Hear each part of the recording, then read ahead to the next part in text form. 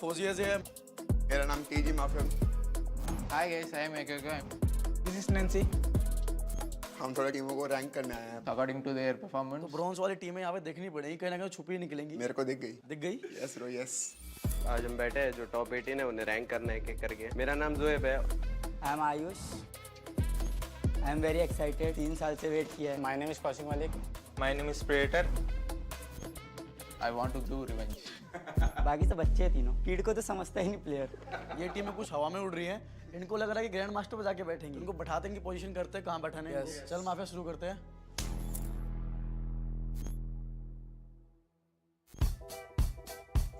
कहाँ पे ढूंढनी तो पड़ेगी। मिल गई क्या तेरे को? इसमें तो वही प्लेयर है जिसको तासियो चाहिए शायद। Yes yes platinum I guess. मेहनत कर रहे हैं यार, डाल दे चल तू। तूने कहा प्लेटिनम, तेरी सुन लेते हैं पहले तो। प्लेटिनम पे इनको जो मेरी टीममेट है, इनके टीममेट है, एक्स टीममेट है, तो कुछ अंदर की बातें ऐसी बता रखी है जिसके कारण हम इनको प्लेटिनम में रखना चाहेंगे। हमें पता है कुछ इनके बारे में, सब कुछ पता तो सबके बारे में है, बस राज कब खुलने वाले हैं वो देखने वाली बात है। इसकी अगर मैं बात करता हूँ गोल्ड लेग की, कभी तो रहेंगे बोर्ड के टेबल पे, कभी रहेंगे टेबल टॉप पे। ब्रॉन्ज पर रख दूं, हीरोइक पे रख दे। बीच में करते हैं। उनका सिनर्जी बहुत अच्छा सेट है। उनके सारे रशर का स्नाइपर के कवर में खेलते हैं तो उनका पूरा कोऑर्डिनेशन अच्छा है। टीम अच्छी है, इसके प्लेयर्स अच्छे हैं और टीममेट जो है वो मेरे दोस्त भी रहने वाले हैं। लेकिन जो इसका ओनर है ना, और का अभी उसने बीच में कुछ ऐसा माहौल खराब कर दिया, तो मैं यहाँ पे लगाता हूँ। ऑक्टोबॉक्स कौन सी टीम है? ये भाई है ना सारे। बस हमारे इनसे फाइट होती रहती है तो हम इनसे मोस्टली जीतते ही हैं। इस टीम की अगर हम बात करें, इसको कुछ सुनने में आया मेरे को, अगर वो चीज सच्चाई है तो शायद मैं इनको ब्रॉन्ज पे रखना। तो फिर ये इस लिस्ट में भी रहने डिजर्व नहीं करता अगर वो चीज सच है। अगर वो चीज सच है तो शायद ये लिस्ट से बाहर हो जाएंगे 18 से। इनका पता ही नहीं है तो इनको लिस्ट से थोड़ा दूर रखते हैं, इनके बारे में आइडिया ही नहीं है। तो शायद अंडरडॉग से आ रही है टीम, शायद इसलिए हम इनको नहीं जानते। तो डेफिनेटली वो टीम अच्छा खेलेगी तो हमें भी खुश होगी उस चीज को। डायमंड पे रखना चाहिए हमें, क्योंकि हमारे इनसे क्लैशेस होते हैं 2-3 जगह, तो हम वो मोस्टली जीतते ही हैं। तो फिर भी हमने इनको डायमंड दे दिया। एंड बोंटी भाई हमारे रह गए तो वो डायमंड है तो डायमंड पे रख देंगे। चाहे बचते हैं, डांस करते हैं, लेकिन कोई बात नहीं, नाचने का शौक है मुझे लग रहा है उनको, तो डेफिनेटली उनको नचाएंगे। मेरे को सुनने में आया था कि इनका जो प्लेयर रहने वाला है कर्मा, उसको शायद कुछ ऐसा इंसिडेंट हो गया था, उसके बावजूद भी वो गेम खेल रहा था ना, तो डेफिनेटली वो टीम ग्रैंड मास्टर में डिजर्व कर रही है। उनकी डेडिकेशन ही बस उनको क्वालिफाई कराई है। मतलब ये टीम अंडरडॉग से आ रही है और मेहनत कर रही है काफी ज्यादा। होप पूरा अच्छा खेलेंगे लोग। इसके बारे में बोलना ही नहीं है कुछ, ये बोलने लायक ही नहीं है। बाकी जो है वो तो आपको दिख ही जाएगा मैचेस में। अब R&T ये अच्छी टीम है, मेहनत करती है बराबर। लोगों ने सुना होगा स्नाइपर गोड होते हैं, बट हमारे पास में डेविल है। डेविल ये तुम्हारे हाथ में रहेगी। Dead the grand master. कहते हैं ना, टीम टोटल गेमिंग, हर किसी को घी हजम नहीं होता। अपनी तरफ हम बोल के नहीं करेंगे, गेम दिखा के ही करेंगे जो भी है। तो हम नीचे से ऊपर जाना चाहिए, वहाँ पे क्या कहना चाहिए?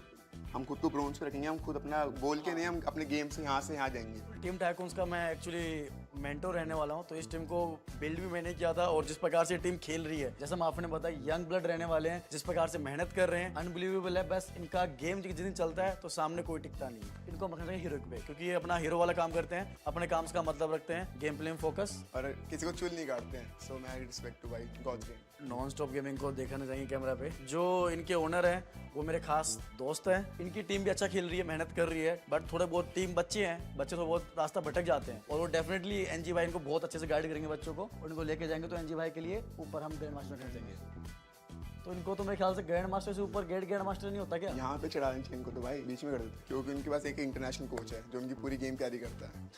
चल गए तो चल गए, बहुत गंदा मारेंगे, और नहीं चलो फिर बॉटम पे ही रहेंगे। इसलिए इनको हम एवरेज में ही रखते हैं, नीचे और बीच में। ये लोग भी डिजर्व करते हैं ग्रैंड मास्टर और हीरोइक के बीच में। आपको पता है कि जब एक्सपीरियंस किसी टीम के पास में रहता है तो वो टीम प्लस पॉइंट पे रहती है, बट ये स्टार्टिंग से स्टार्ट करके आ रहे हैं, उसके बावजूद भी इतना अच्छा खेला, और एक्सपीरियंस टीम भी बाहर हुई है इसके अंदर काफी ज्यादा। अगर मैं बात करूँ टफर कॉम्पिटिशन की हमारी, तो 2 रहने वाले हैं। एक रहने वाली टीम टोटल गेमिंग, एक रहने वाली टीम टाइकून्स। और अगर हमें खुद को हटाना है तो सेकंड पे हम रखेंगे गॉड लेग को, क्योंकि गॉड लेग अभी इस टाइम पे बहुत अच्छा खेली है इस मेटा में।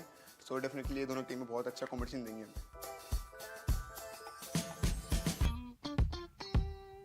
Non-stop gaming. Where to keep this bro? Heroic. Heroic. என்ன கேட்டா அவன் கேட்டா என்ன சொல்ல? நல்லா இருக்கு, சூப்பரா ஆடுவாங்க. So they will play good and they having more firepower equal to us. So we are keeping non-stop gaming here. அவங்களோட ஃபயர் பவர் நல்லா இருக்கும், அப்புறம் ஜோன் ரொட்டேஷன் நல்லா இருக்கும். கார்னேட்டட் ஆர்மி எப்பவுமே தேர்ட் பார்ட்டில தான் இருக்கும். அங்க 4 vs 4 எப்பவுமே லாஸ்ட் தான். ஸோ அதனால சில்வர்.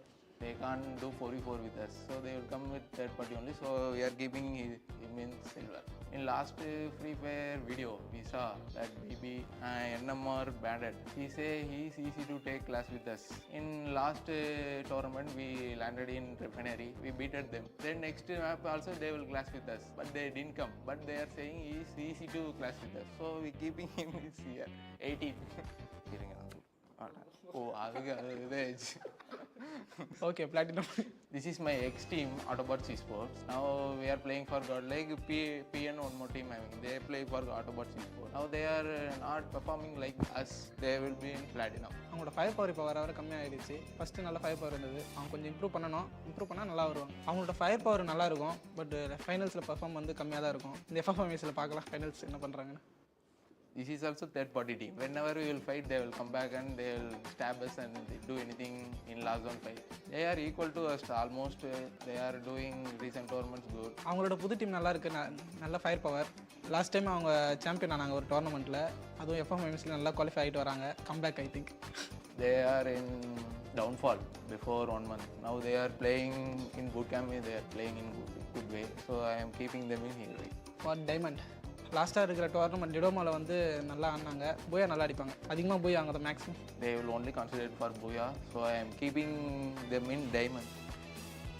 ஃபைனல்ஸ் எப்போவுமே ஃபைனல்ஸ் வந்து ரெவனட் எக்ஸ்பார்க் டீம் வந்து நல்லாவே ப்ளே பண்ணோம். அவங்களோட பூயா கில்ஸ் எல்லாமே நல்லாயிருக்கும். These two are also good teams, so I make them in Grandmaster. Godlike should be top of these two teams. This 18 teams itself. So I am keeping Godlike here. Godlike Esports is in Grandmaster. Last 7 months we are the number 1 team. Definitely we will win this.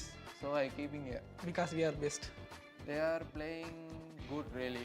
RJ reckoning sports week 1 week 2 ரெண்டுத்துலையும் நல்லா performance பண்ணாங்க. We are keeping them in heroic. They are average team. So I am keeping here. என்னையா சொல்கிற, என்ன சொல்ல? நல்லா ஆடுவாங்க, strategy இல்லை, அந்த மாதிரி தான் சொல்லி முடிச்சு விடுவோம். ஓகே, அவங்கக்கிட்ட ஐஜிஎல் சரியில்லை, பட்டு fire power okay, fire power நல்லாயிருக்கும், பட் ஐஜிஎல் சரியில்லை. ஐஜிஎல் மட்டும் கொஞ்சம் இம்ப்ரூவ் பண்ணால் நல்ல டீமாக வருவாங்க. They are not concentrating in strategies. They are only doing rotation like that. They are coming only third party like that. We want to take proper 4v4. They want to improve a lot, so I keeping them in down. அவங்க 4v4 ஃபைட்டில் கொஞ்சம் week தான். ஜோன்லேயே நிறைய சுற்றுவாங்க, ஜோனை விட்டு கொஞ்சம் உள்ளே வந்து play பண்ணலாம், அப்போயாச்சும் இம்ப்ரூவ் ஆகும்னு நினைக்கிறேன். வீக் 2ல் வந்து மேட்ச் 3க்கு 7 பாயிண்ட் நம்ம தான் இருந்தாங்க. அடுத்த 3 மேட்ச் கம்பேக் கொடுத்து நல்லா வந்தாங்க. Week 2, they are almost got eliminated. First 3 matches they got 7 points like that. Next 3 match he got almost 50 above points and they got selected. So I keeping there in platinum. Now only they started team. We know how they will play in this tournament only. We didn't saw properly. So I am keeping them in here. அவங்க 4v4ல் வீக்காக தான் இருப்பாங்க, அவங்களும் strong கிடையாது. இதுக்கு மேலே அவங்க improve பண்ணால் நல்லாயிருக்கும். அவங்களோட ஃபயர் பவர் இப்போ கம்மியாகிடுச்சு. ஃபஸ்ட்டு நல்லா அதிகமாக இருந்தது, இப்போ ரொம்பவே கம்மியாகிடுச்சு. அவங்க இம்ப்ரூவ் பண்ணால் நல்லாயிருக்கும். Past 2 months they are performing low compared to before 3 months ago. They played really well. So we are keeping them in platinum. First reason I am keeping them in platinum, they are my friends. They are upcoming team from Tamil Nadu. This is my ex-org. They only recruited them. I think this time they will perform really well. I am keeping them in platinum. இன்னும் fire பவரில் ரொம்பவே கம்மியாக இருக்குது. அவங்க இன்னும் improve பண்ணணும். ஐஜிஎலும் சரியில்லை. சரி, அவங்க ஸ்ட்ராட்டஜி இம்ப்ரூவ் பண்ணி ஃபயர் பவர் இம்ப்ரூவ் பண்ணால் let's go to platinum. We are playing 6 years almost together. They only play with 3 like that. So I am keeping them in here. Total coming revenue X. These two we are thinking biggest இல்லைன்ற handle in final. So we are saying these two teams is a tough competition to us. क्या लगता है कहाँ रखना चाहिए? इधर से ही ले। हीरोइक बहुत टाइम से कंसिस्टेंट खेल रहे हैं, अच्छा खेल रहे हैं. अच्छी टीम है, मतलब मेरे ख्याल से अभी फॉर्म में भी चल रही है, तो हीरोइक में सही है मेरे ख्याल से. सोल ब्रॉन्ज क्योंकि हमारा उनके साथ बिल्कुल नहीं जमता, तो उनका टूर्नामेंट ज़्यादा अच्छा नहीं जाएगा, यही लगता है मुझे. इनको कहाँ रखना चाहिए? सिल्वर नहीं, गोल्ड पे रखते हैं, सिल्वर या गोल्ड. Gold gold.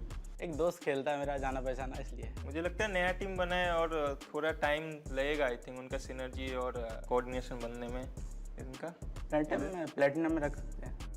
प्लेटिनम क्योंकि इनके पास एक्सपीरियंस है, बहुत अच्छे पुराने प्लेयर है, 6 साल से खेल रहे हैं. आई थिंक बेटर कर सकते बहुत. इनके पास एक बहुत अच्छा आईजीएल है राधे भाई, एक्सपीरियंस भी बहुत है, अच्छा कर लेंगे टीम के साथ. ऐसे मेरे ख्याल से डायमंड सही रहेगा. हाँ, गेम प्ले के हिसाब से डायमंड में रख सकते हैं. एक्सपीरियंस नहीं इनके पास. डायमंड ही रखते. अच्छा दोस्त, बहुत अच्छा बॉन्डिंग है हमारे साथ. ट्यूकर भाई भी है, भाई है, भाई जैसे है, इसीलिए डायमंड. नॉन स्टॉप हीरोइक में डिजर्व करते हैं. बहुत टाइम से अंडरडॉग टीम थे, फिर क्वालिफाई किए, अच्छा हर टूर्नामेंट में पोडियम फिनिश करते हैं. सारे प्लेयर्स अच्छे हैं, उनका स्नाइपर बहुत अच्छा है, मन्नू बहुत बढ़िया कवर देते हैं. टीम बहुत ही अच्छे, सिनर्जी वगैरह सब सही है.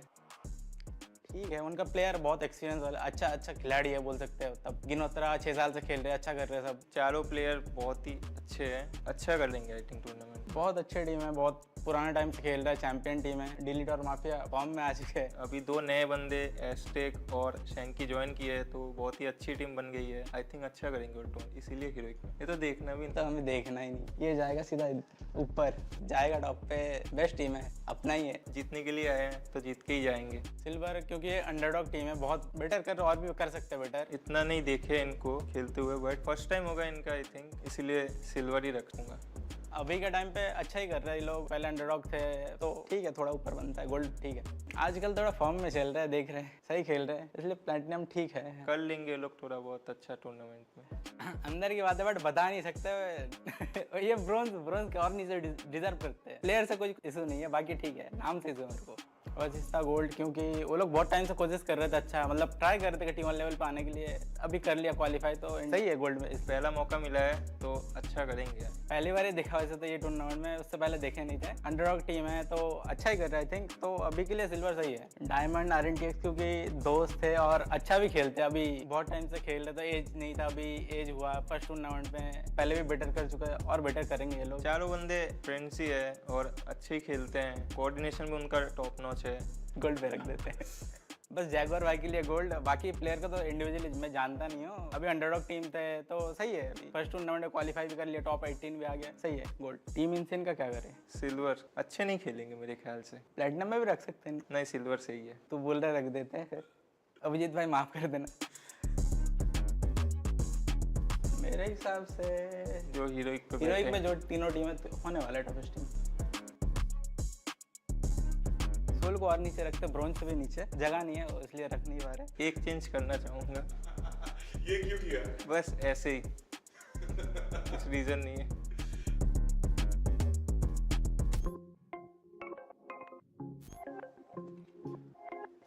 बता किधर? गोल्ड पे रख। डायमंड ठीक है, अच्छी टीम है, बट हमारी फाइट होती है और फिर वही ऊपर नीचे होता है। मैं तो ब्रोंज रखना था पर इसने ऊपर रख दिया। रिस्पेक्ट करता हूँ इसके डिसीजन की। 1+ गॉड रे हीरोइक रख दे। थोड़ी दोस्ती आ रही है और अच्छा भी खेलती है पर हमसे पिट जाती है। मेरे दोस्त है कौशिक भाई, इतने सालों से पहचान रहा है। रिलेशन नहीं खराब होना चाहिए ना। गोल्ड एक बंदा खेलने से थोड़ी पूरी टीम चलती है। थर्ड पार्टी में तो कोई भी मारता है। वो दोस्ती यारी दिखा रहे इधर। सिल्वर अब दोस्त है, समझ जाएगा क्यों डाला सिल्वर। अगर दोस्त ना होते तो भी सिल्वर नहीं, थोड़ा सोचता नीचे रखने का। और लक बेसिस पे हुए ना क्वालिफायर पर। नाइट में मुझे जानते नहीं इनको, कौन है ये? गोल्ड पागल ही गया ब्रो। अब सही है, उनमें सिर्फ एक राधे ठाकुर भाई है जो बड़े हैं, बाकी सब बच्चे हैं तीनों। टीड को तो समझता ही नहीं प्लेयर। ग्रैंड मास्टर टूर्नामेंट से 2 हफ्ते पहले टीम बनी थी और वो अभी इधर तक आ चुकी है, बहुत बढ़िया कर रही है। हमारी टीम है ऊपर ही रहेगी, पोटेंशियल है हमें, पर अभी क्या करें, न्यू टीम है तो थोड़ा होता है, चोक होता है। तो आज ऐसे ऐसे बंदे पोक करते, अभी देखेंगे उनको लीग में। कुछ है ही नहीं इनके में, नॉन स्टॉप का नाम लेके आगे जा रही है बस। वो एक अच्छे कास्टर है पर थोड़ा अनलिमिटेड वालों को थोड़ा कम चांस दे तो ई स्पोर्ट्स आगे बढ़े। और टाइकून्स को डायमंड पे रखूंगा मैं, फायर पावर बहुत दिखा रही है अभी के टाइम पे। अच्छे प्लेयर्स उनमें अमीन गोपू बहुत बढ़िया मारता है। मरे उनसे तो थोड़ा रिस्पेक्ट दे देना चाहिए। अभी सबको पोक करेंगे तो फिर सब खिलाफ हो जाएंगे मेरे। कोई तो साथ में है, लो भाई तुम प्लेटिनम। नाम अच्छा है पर कर्म अच्छे नहीं है। न्यू टीम बनी है। ग्रुप बी वाली टीम को कौन सीरियस लेगा जो ग्रुप बी से आई है क्वालिफाई हो गए? उनका स्नाइपर विंसेंट जो है वो अच्छा मारता है और उनके पीछे जॉन्टाना भाई का हाथ है, तो ऊपर नहीं रखा तो थोड़ा पोक कर देंगे लाइव स्ट्रीम में तो अच्छा नहीं लगेगा ना। लीड अच्छा कर रहे हैं, अच्छा खेल रही है जॉन्टी गेमिंग। वीक 2 में भी टॉप 2 फिनिश किया था, हम भी थे उनके ग्रुप में। प्लेटिनियम रख दे तो कभी ऊपर नीचे चलता है उनका, कंसिस्टेंट इनकंसिस्टेंट वैसे ही होता है। मेरे को तो कुछ पता ही नहीं है दोनों टीम में, ये कंफ्यूज हो जाता है। और ऑटोबॉट्स एरोबॉट्स थोड़ा सही खेलती है, हमसे क्लैश लेती है, उनको थोड़ा नीचे रखना है, आने दो उनका नाम। देख लो, हम पहली बार मैं भी देख रहा हूँ। गोल्ड तो डिजर्व करता है बंदा। वही दाफी जैसे कि एचयूडी लेके खेल रहे हो लोग, अब क्या बोल सकते हैं। हमारा एक टीममेट फैन है उनका। सिल्वर ही रखूंगा। इनके 2 प्लेयर खेल चुके हैं मेरे साथ, बट वही है ग्रुप बी से क्वालिफाई वाली टीम सीरियस नहीं ले सकते उन्हें। बच्चे की टीम है, ब्रोंज रखेंगे। खेलती है अच्छा पर एटीट्यूड बिहेवियर रखना चाहिए ना। हम लोग ने भी क्वालिफाई किया है, ऐसे कुछ भी बोल दिया कि तो अच्छा थोड़ी लगता है। केडी मार देगा तो मार देगा, नहीं तो हो जाती है टीम, खत्म हो जाती है उधर ही। कंटेंडर्स है वो तो टॉप 1 पे जीतने के लिए एकदम, दोनों बार टॉप किया है। ग्रुप ऑफ डेथ जो थी उसमें भी टॉप किया, एक तरफा डोमिनेशन था उनका। और तमिल के प्लेयर थे, बहुत मारते गोल्ड में। क्लैश लेने आती है, कभी वो मार देती, कभी हम मार देते, कभी थर्ड पार्टी करने आती है। फायर पावर है, अच्छा खेल रही है, हमसे तो अच्छा खेली थी ग्रुप बी में। राउंड 2 में जो थी ड्रॉप फाइट्स हो रही है कि कौन छोड़ेगा ड्रॉप, सब देखते हैं, लीग में पता चल जाएगा वो तो। मेरा झगड़ा होने वाला है आज। ब्रोंज ग्रुप बी में मार के थोड़ा एटीट्यूड दिखा रहे हैं, बोलते #3 आ गए, पर अभी क्या करे, वो सोता नहीं बेचारा, उनका रशर जो है सपोर्टर सोता ही नहीं है, आग काली हो गई है। डिजर्विंग है और क्या। ब्रोंज डिजर्व सब करते हैं। नहीं ओवररेटेड है बहुत, इनकंसिस्टेंसी चल रही है उनमें अभी बहुत ज्यादा, बहुत ओवररेटेड है। लोग लाइक के लिए सब के लिए रील बनाते हैं कि अपना नंबर 1 रशर ले आ गए, ये भी जाएगी जल्दी, अंडररेटेड होगी ये भी। इनको हटा दे, इनको ब्रॉन्ज पे डाल दे। रोने लगेंगे, नहीं यार सच में रो देंगे। इसको नीचे कर देते, चलो भाई बेचारा टीजी का नाम है, ऊपर कर देते हैं उधर। सबसे टफ एक NMR हो गया क्योंकि वो थर्ड पार्टी करती है, और एक गॉड लाइक।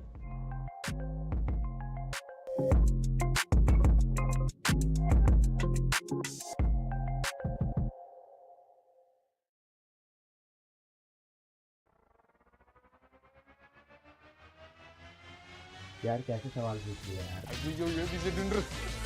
भाई कैमरा ऑफ कर दीजिए, बता देता हूँ।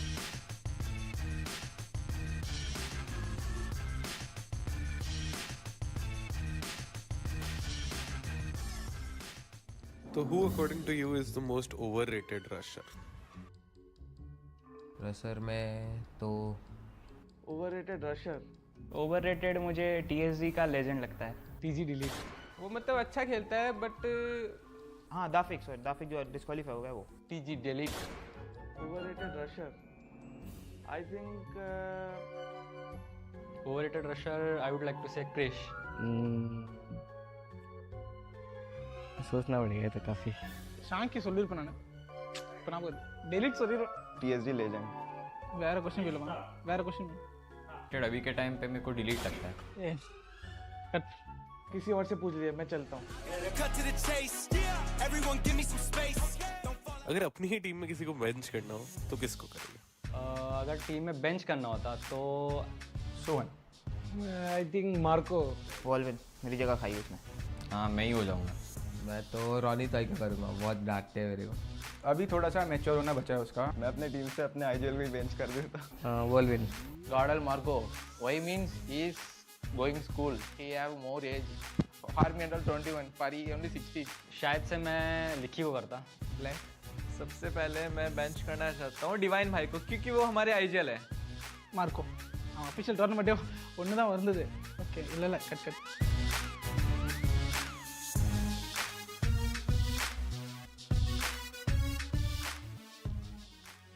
रिक्रूट तो मैं नाइटमेयर के मेरे दोस्त है पंडित, उन्हें करना चाहूँगा, मेरे काफ़ी अच्छा दोस्त है। और रिक्रूट करूँगा लिखी। Tahir Fugo bro. जैगवार को करूँगा टीम हिंद से। CFF का वाइल्ड फॉक्स, क्योंकि बहुत टाइम से उसके साथ खेलता आ रहा हूँ। RG होटा। मैं रिक्रूट करना चाहूँगा पवन को। KD गार्ड, किलर FF,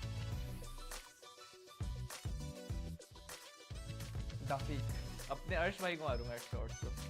अपनी ही टीम में अर्श भाई। हेड मारूंगा मैं अर्श को। मन्नू हेडशॉट मारना चाहता हूँ दाफिक को। माफिया TJ हैशटैग डिलीट को चूज करूँगा। मसियो किलर FF।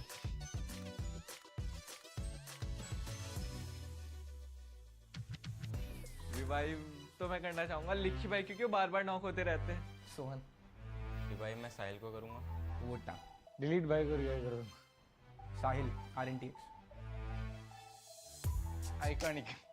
और रिवाइव में अपने IGL भाई को ही करना चाहूँगा।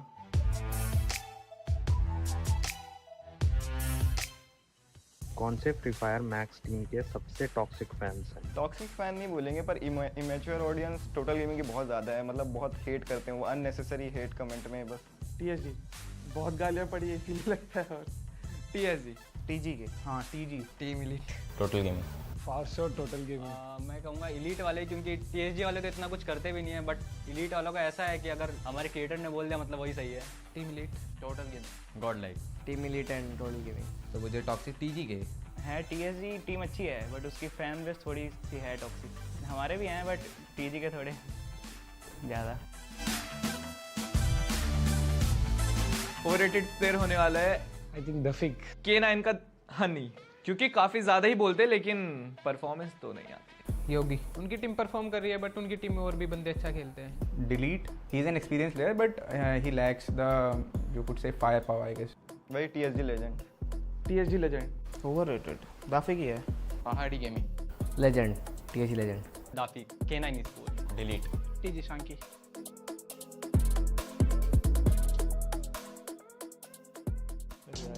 तो बड़ा team name Delhi black bird करके एक टीम है अभी SA12 ये होने वाली है नाइटमेयर स्पोर्ट्स क्योंकि बोलने में ज़्यादा रहते परफॉर्मेंस में फोकस करें तो बेटर रहेगा सोल ब्लैकबर्ड क्योंकि बोल रहे थे बहुत सोल SA12 K9 esports जो अभी फिलहाल डिस्क्वालीफाई है K9 esports கோஆர்டினேஷன் அவங்க கிட்ட கம்மியா இருக்கும் SA12 सोल जो जोंटी गेमिंग की अभी वाली जो लास्ट लाइट थी वो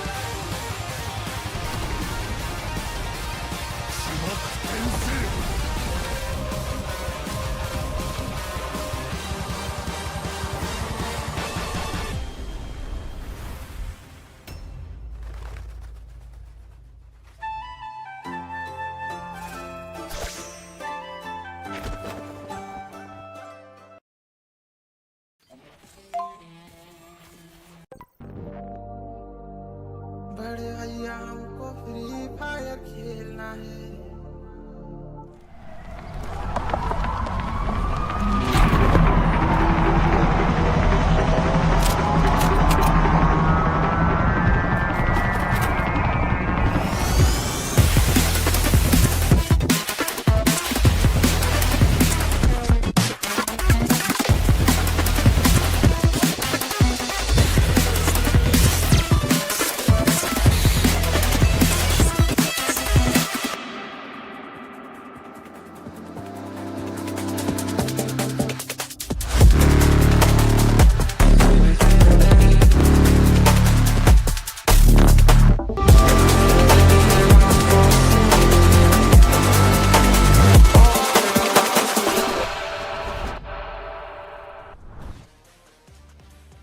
Car 98 Army and Total Gaming have qualified to the grand finals, but who are the next 10 best teams of India? That hunt continues again today in week 3 day 2. Welcome back to TEZ FFMIC India Cup 2025. My name is Lucifer. With me on desk is going to be Arka for this fiery day. I want to know from the start itself, Arka, what are your hot picks and top ones?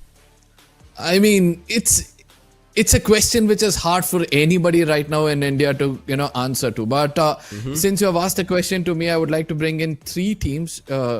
One is going to be Team Tycoons. Yes, now they're going to have a mentor on the backlines to guide them properly. And then you have Godlike, who've been waiting to play to the very center. Total Gaming will always been that person. But ultimately, we'll be able to somehow see whether Godlike will be able to somehow go back to their true colors, true gameplay of playing to the center. And with these 2 teams, I would like to add probably Team Tycoons, Godlike, and I don't know. Jonty?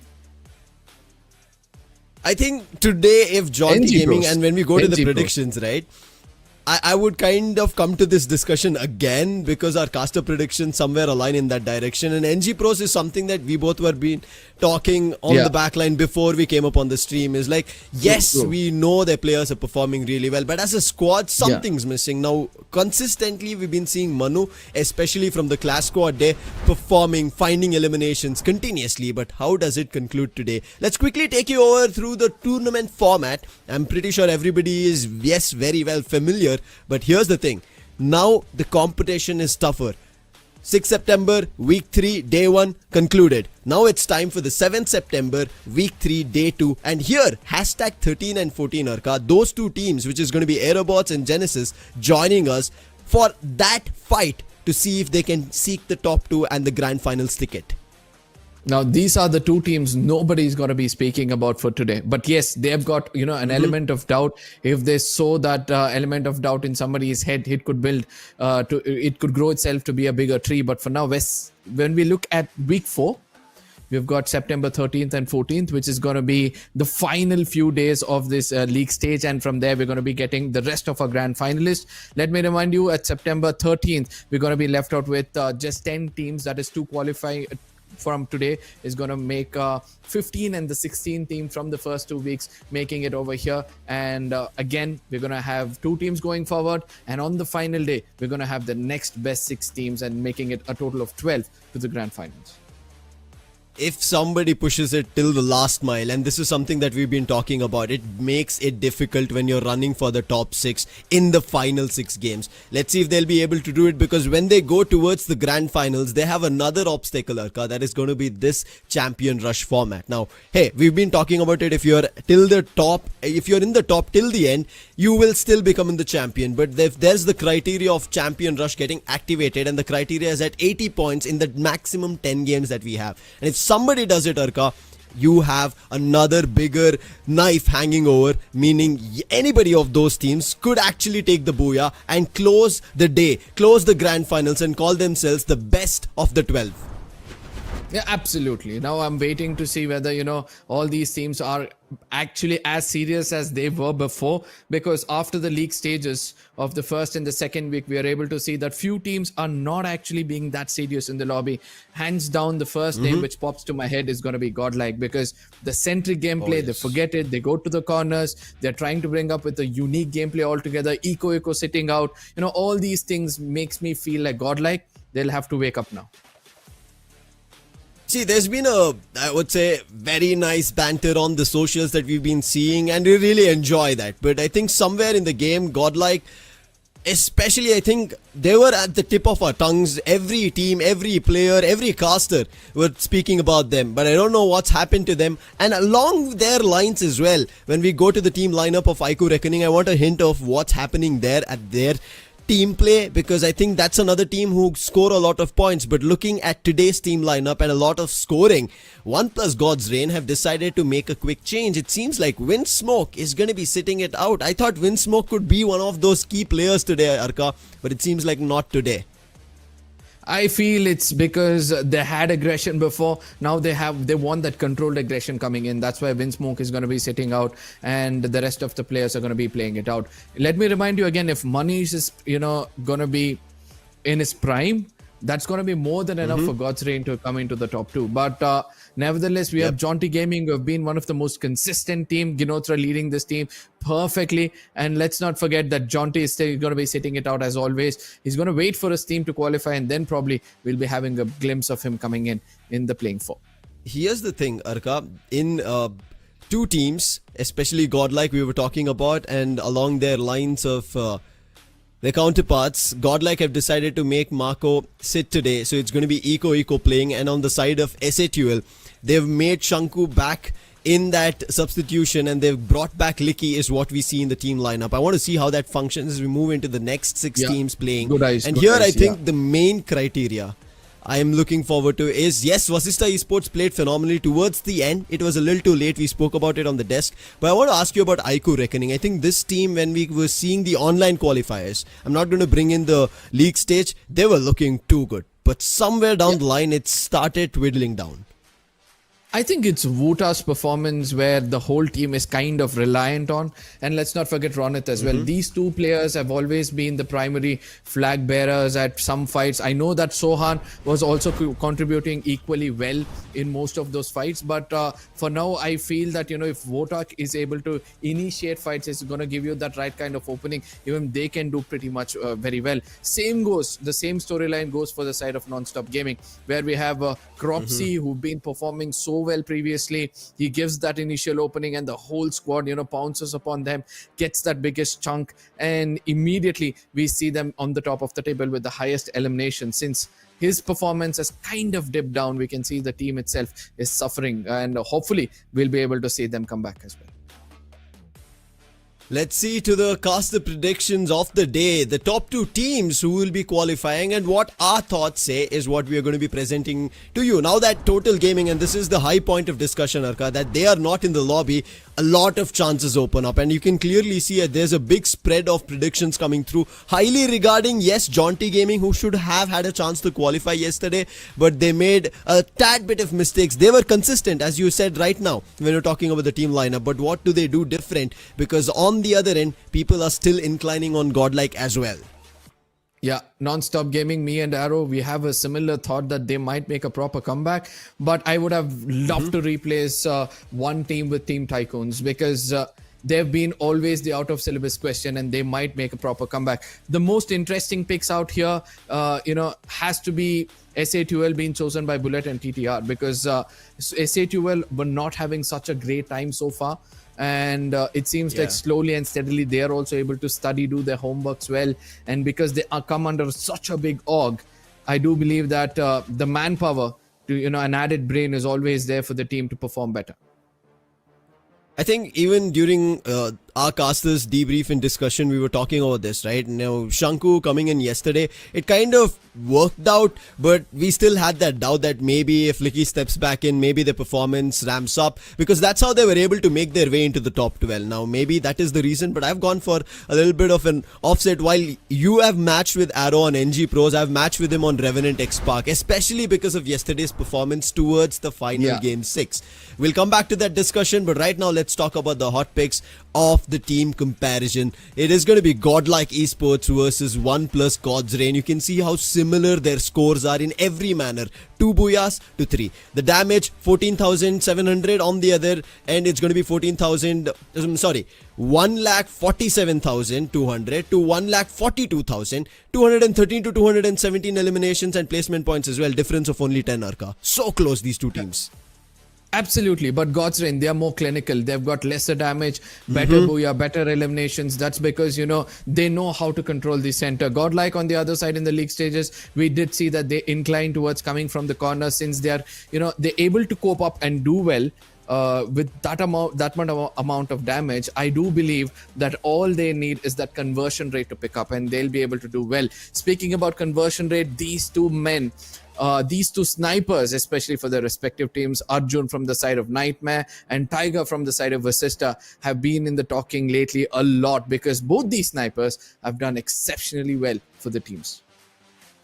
I think as a whole, when we speak about these two teams as well, right, they've been kind of picking up a pace in another manner. Vasista Esports, towards the end of the day, they started picking up their pace, finding value and points. Starting of the game, it felt like maybe they were not ready for the fights, had lesser information. But hey, towards the end, Tiger was literally the beast in the lobby, finding eliminations, and that's the reason he's so close to Arjun. And I think when we speak about these underdogs, it's very crucial to bring them in the spotlight to show their best performances that they've been doing. And I think Arjun needs that credit, because Nightmare Esports, when we looked at their qualification, it looked dicey, Arka. But they made a big comeback towards the end on the league stage. That tells us why Arjun is going to be crucial and a player to watch out in the head-to-head. Yeah, absolutely. And the map schedule as well. This has been a primary objective for all the teams out there, because not all teams are good in every single map like Total Gaming, right? So most of them will try to prioritize and, group few of the maps to be their best foot, and the rest of the maps to find themselves an average either through eliminations or position points. So in that case, Alpine starting off and then three default basic maps, Kalahari, Purgatory and Bermuda. This is where those teams who want to leave a mark, who want to get some good points, will have to perform better, because by the end you can expect any team to perform well in the map of Nextera or Solara. Yeah, that's the main highlight and key that we have to concentrate on, is anybody can perform in Nextera and Solara. I think that is going to be a biggest storyline that we are going to be looking forward to as we jump into the teams to watch out for, because in these starting maps they are the usual ones, and to top the charts right as now we have SA12. Now yes, we know they are a team with performance, they could do it all. Can they replicate it? Towards the end yesterday when we saw SA12, they were the ones to pick that fight with Car 98 Army, and if they concluded it, maybe Car 98 Army would not have qualified. But today, now they have another opportunity, but it's right at the start. Along their lines, it's going to be Vasista Esports and then Godlike Arca. Yeah, I somewhere feel that SA12 and Godlike, we might find them in the skirmishes of the very center of the map. If both of them try to play like how they played in the initial phase of this tournament. Let's not forget the online qualifiers. Let it be even the league stages, the early stages of the league stages. Both these teams were always found to the very center. Whereas Vasista, they've been very clever. They have a very unique rotation when it comes to Alpine. And I wonder why nobody has still read their rotation at the very western side. Yesterday, Vasista Esports picked up a big booyah in Kalahari, and now that they look to be a team to watch out for tells us that it is going to be interesting as we jump into Alpine. But before that, it's going to be the drop spots that we'll quickly talk about, Arka, and here we can kind of maybe get a hint of what could happen, which teams could find success. And SA12, Forested, yesterday as well, Car 98 Army, a battle happened there, but right close to them were Godlike, who made a quick run towards that Forest Red region.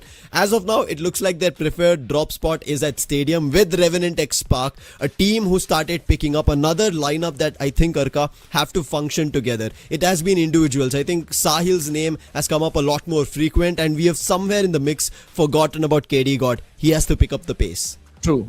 Touche to that, because KD God, he had been the primary black flag bearer for the side of Revenant X Spark as well. He's been doing so well when it comes to those mid-range and close-range battles. Since that big firepower is missing in the team, Revenant X Spark will look forward to an alternative in case KD God is still not able to perform well. Coming back, I would like to bring your attention to how Assist have been rotating in this map, and that has been their success. All the way from Fusion, they go to Ocean View, they wait for the teams at Snowfall to come to the military region, and then they take the wider rotation into the center of the map, and that's always been helping out for them. And I would love to see if anybody in the lobby is able to read this and restrict them, and trust me, that team will just walk away with a booyah with no problem whatsoever. Now, along their lines of how smart they are in terms of figuring out a way through finding those eliminations, maybe a booyah written, I would like to also talk about Nightmare Esports. Now, we saw them at their preferred drop spot of Snowfall, and yesterday, right at the start of the game, they were at almost 8 eliminations, and this was, I'm talking about the very start of the game. After that, a little bit of a falter did happen, but again, Nightmare, this is another opportunity. And again, I think this is about Total Gaming not being there. Which team picks up that hat and makes the run in the race? Let's take a look at our predictions for Alpine as well while we're discussing this. And it's going to be interesting. From my end, I've given a first chance. That's going to be my only chance. If Jaunty Gaming, Godlike and Ico Reckoning do something brilliant here, I think they are the ones who will have a chance to qualify. Irrespective of my top 2 predictions, if they don't, it's going to be the other teams. I mean, for me, it's going to be Vasista in the second position because they've done really well in this lobby. Revenant X Spark because now there is nobody to contest them at the very center for their early center rotation. So probably that is why, they might end up in the top 3 or the top 4 for sure. But Team Tycoons is... because this underdogs, they need to wake up. They're legend themselves for the way they've played it previously. So I would love to see them just sending some positive vibes to this team this time around. Okay, let's come back to this main discussion. I think today entirely has to incline on this. When we end up at Nextera and Solara, which team has now... I know we are now still, even though Total Gaming have qualified, we are talking about them. But I think that is a gap that teams need to understand. If we fill that gap, take the spot of Total Gaming, we are going to be in the race. We are going to be in the top 2. Let's see as we jump into this first game on day 2 of week 3. Another opportunity for qualification, and it starts off on Alpine. Alpine, it's going to be the urban warfare, the Chinese landscapes, as they call it. There's got a bit of a snow, it's got a bit of a sunrise on the other side, it's got everything in this map, and interestingly it's got drama as well. But for now, no early drop locations, no early skirmishes, and SA2L going to the very center route towards that forest red region shows that teams are being a bit serious in their gameplay. One plus God's Rain on the other side going towards that sunrise region. I don't know. I'm just waiting to see if there's any kind of... Yeah, I feel that, that is the only place we can expect some early skirmish. I am surprised that Godlike have made a big switcheroo from their previous yesterday drop on Alpine. And I think that says a lot about them. We were talking about this. Godlike, if they let this race run loose for a long time, their qualification might be under threat. I think a lot of players, teams, even us casters were saying they are a team that they will qualify into the grand finals. No doubt about it. But recently, there's been slight hints of it. And Nancy, he puts a rest for it right at the start, finding this first elimination. He spotted the next player and he's on the chase for it. Nice dash coming through, but the players across the container. But he's not leaving him, Arka. And Itazo in big trouble. And Marco finally helping him out, putting him down. That's the frag they look for. This is the Godlike I was waiting to see. This is the Godlike I was wanting to, kind of perform in the lobby like this. And guess what? They're doing everything right. One last player, Zoe, his location has also been compromised. And as far as I know, I think Godlike is just going to let him breathe for now. Probably Yogi or somebody would head on to, find this final frag. But rather, Godlike will be like, we've got that early 3 eliminations. So let's concentrate on getting that booyah. Let's not forget that the bigger picture is all about getting that momentum right. I think this is the best start that Godlike should continue on. It's that momentum that we keep talking about. However, when we look at this, I think we thought maybe Marco would be sitting, but it seems like it's not that. It's going to be Nobita. And it is going to be Marco playing with Eco also in. Right as now, SA2L from Forest Red, they made a move directly towards Team Tycoons, and you said these players have to find value. And Gopu, he does right into Divine.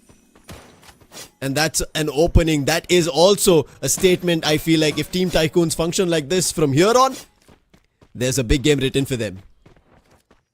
I mean, I just hope my predictions come out right. Now I'm in a kerfuffle within myself.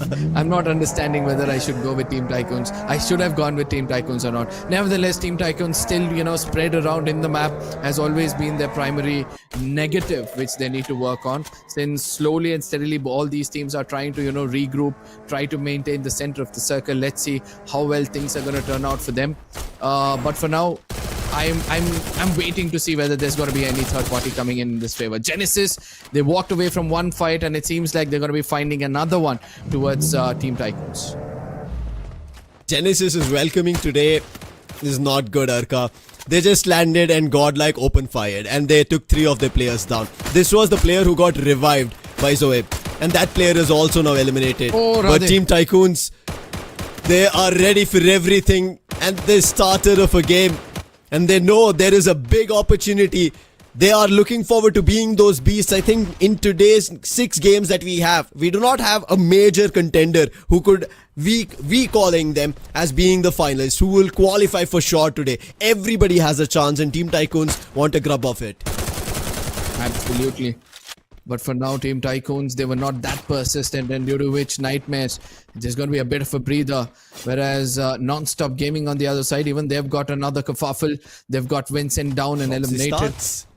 I think Cropsy has got a good start here. I'm getting a good vibe coming in from the side of Non-Stop. Flash. The head is going to be exposed. More shots are going to be taken. AC80, you can't miss so many shots, Kate. And if you continue to do so, probably the story can be different. But the vehicle gets taken down, and this is where Team Tycoons are forced to go in for a frontal battle. More shots are going to be taken against Arjun, who keeps changing position, but eventually he's going to kneel in front of Gopu as he gives away his location. Team Tycoons, they're starting off well, and look at this. There's going to be a push into that Chrono Shield. The Time Turner has done a bit of a help, but will it be enough for the whole team to survive? Hitman spots Rochak. That's a big one. He's taking a big flight. Can he land a blow and knock him down? If they do it, then Nightmare will be in big trouble. He's the last man standing, finding a compound, doing zigzags, trying to survive. They'd bring him down to mere health, and now a jump. Amin, he's so close. Can he find value? Rochak, I don't think he has much in terms of his belt left for utility. 1v1 and it's an end for Nightmare. The mistake they made, missing those AC-80 shots, giving an opportunity, and maybe they put a little bit of a scratch to Team Tycoons, calling them for a fight, and Team Tycoons wiped the board. And look at this. Look at how the map is empty at the very center. Nobody towards that militia region. And let's not forget that Godlike, now they're trying to play it center. And it seems like the Lions have woken up. So does the side of SATUL with NG Pros. Most of them sticking towards that stadium region, expecting the circle to be a southern one. Whereas Genesis, team probably Tycoons, Jaunty Gaming, God's Reign, all of these teams will prefer those later rotations. Vasista, for the first time, are going to come towards the Rivermouth region, and they are also trying to prioritize the center. SATUL, NG Pros and Godlike, a UAV in the mix.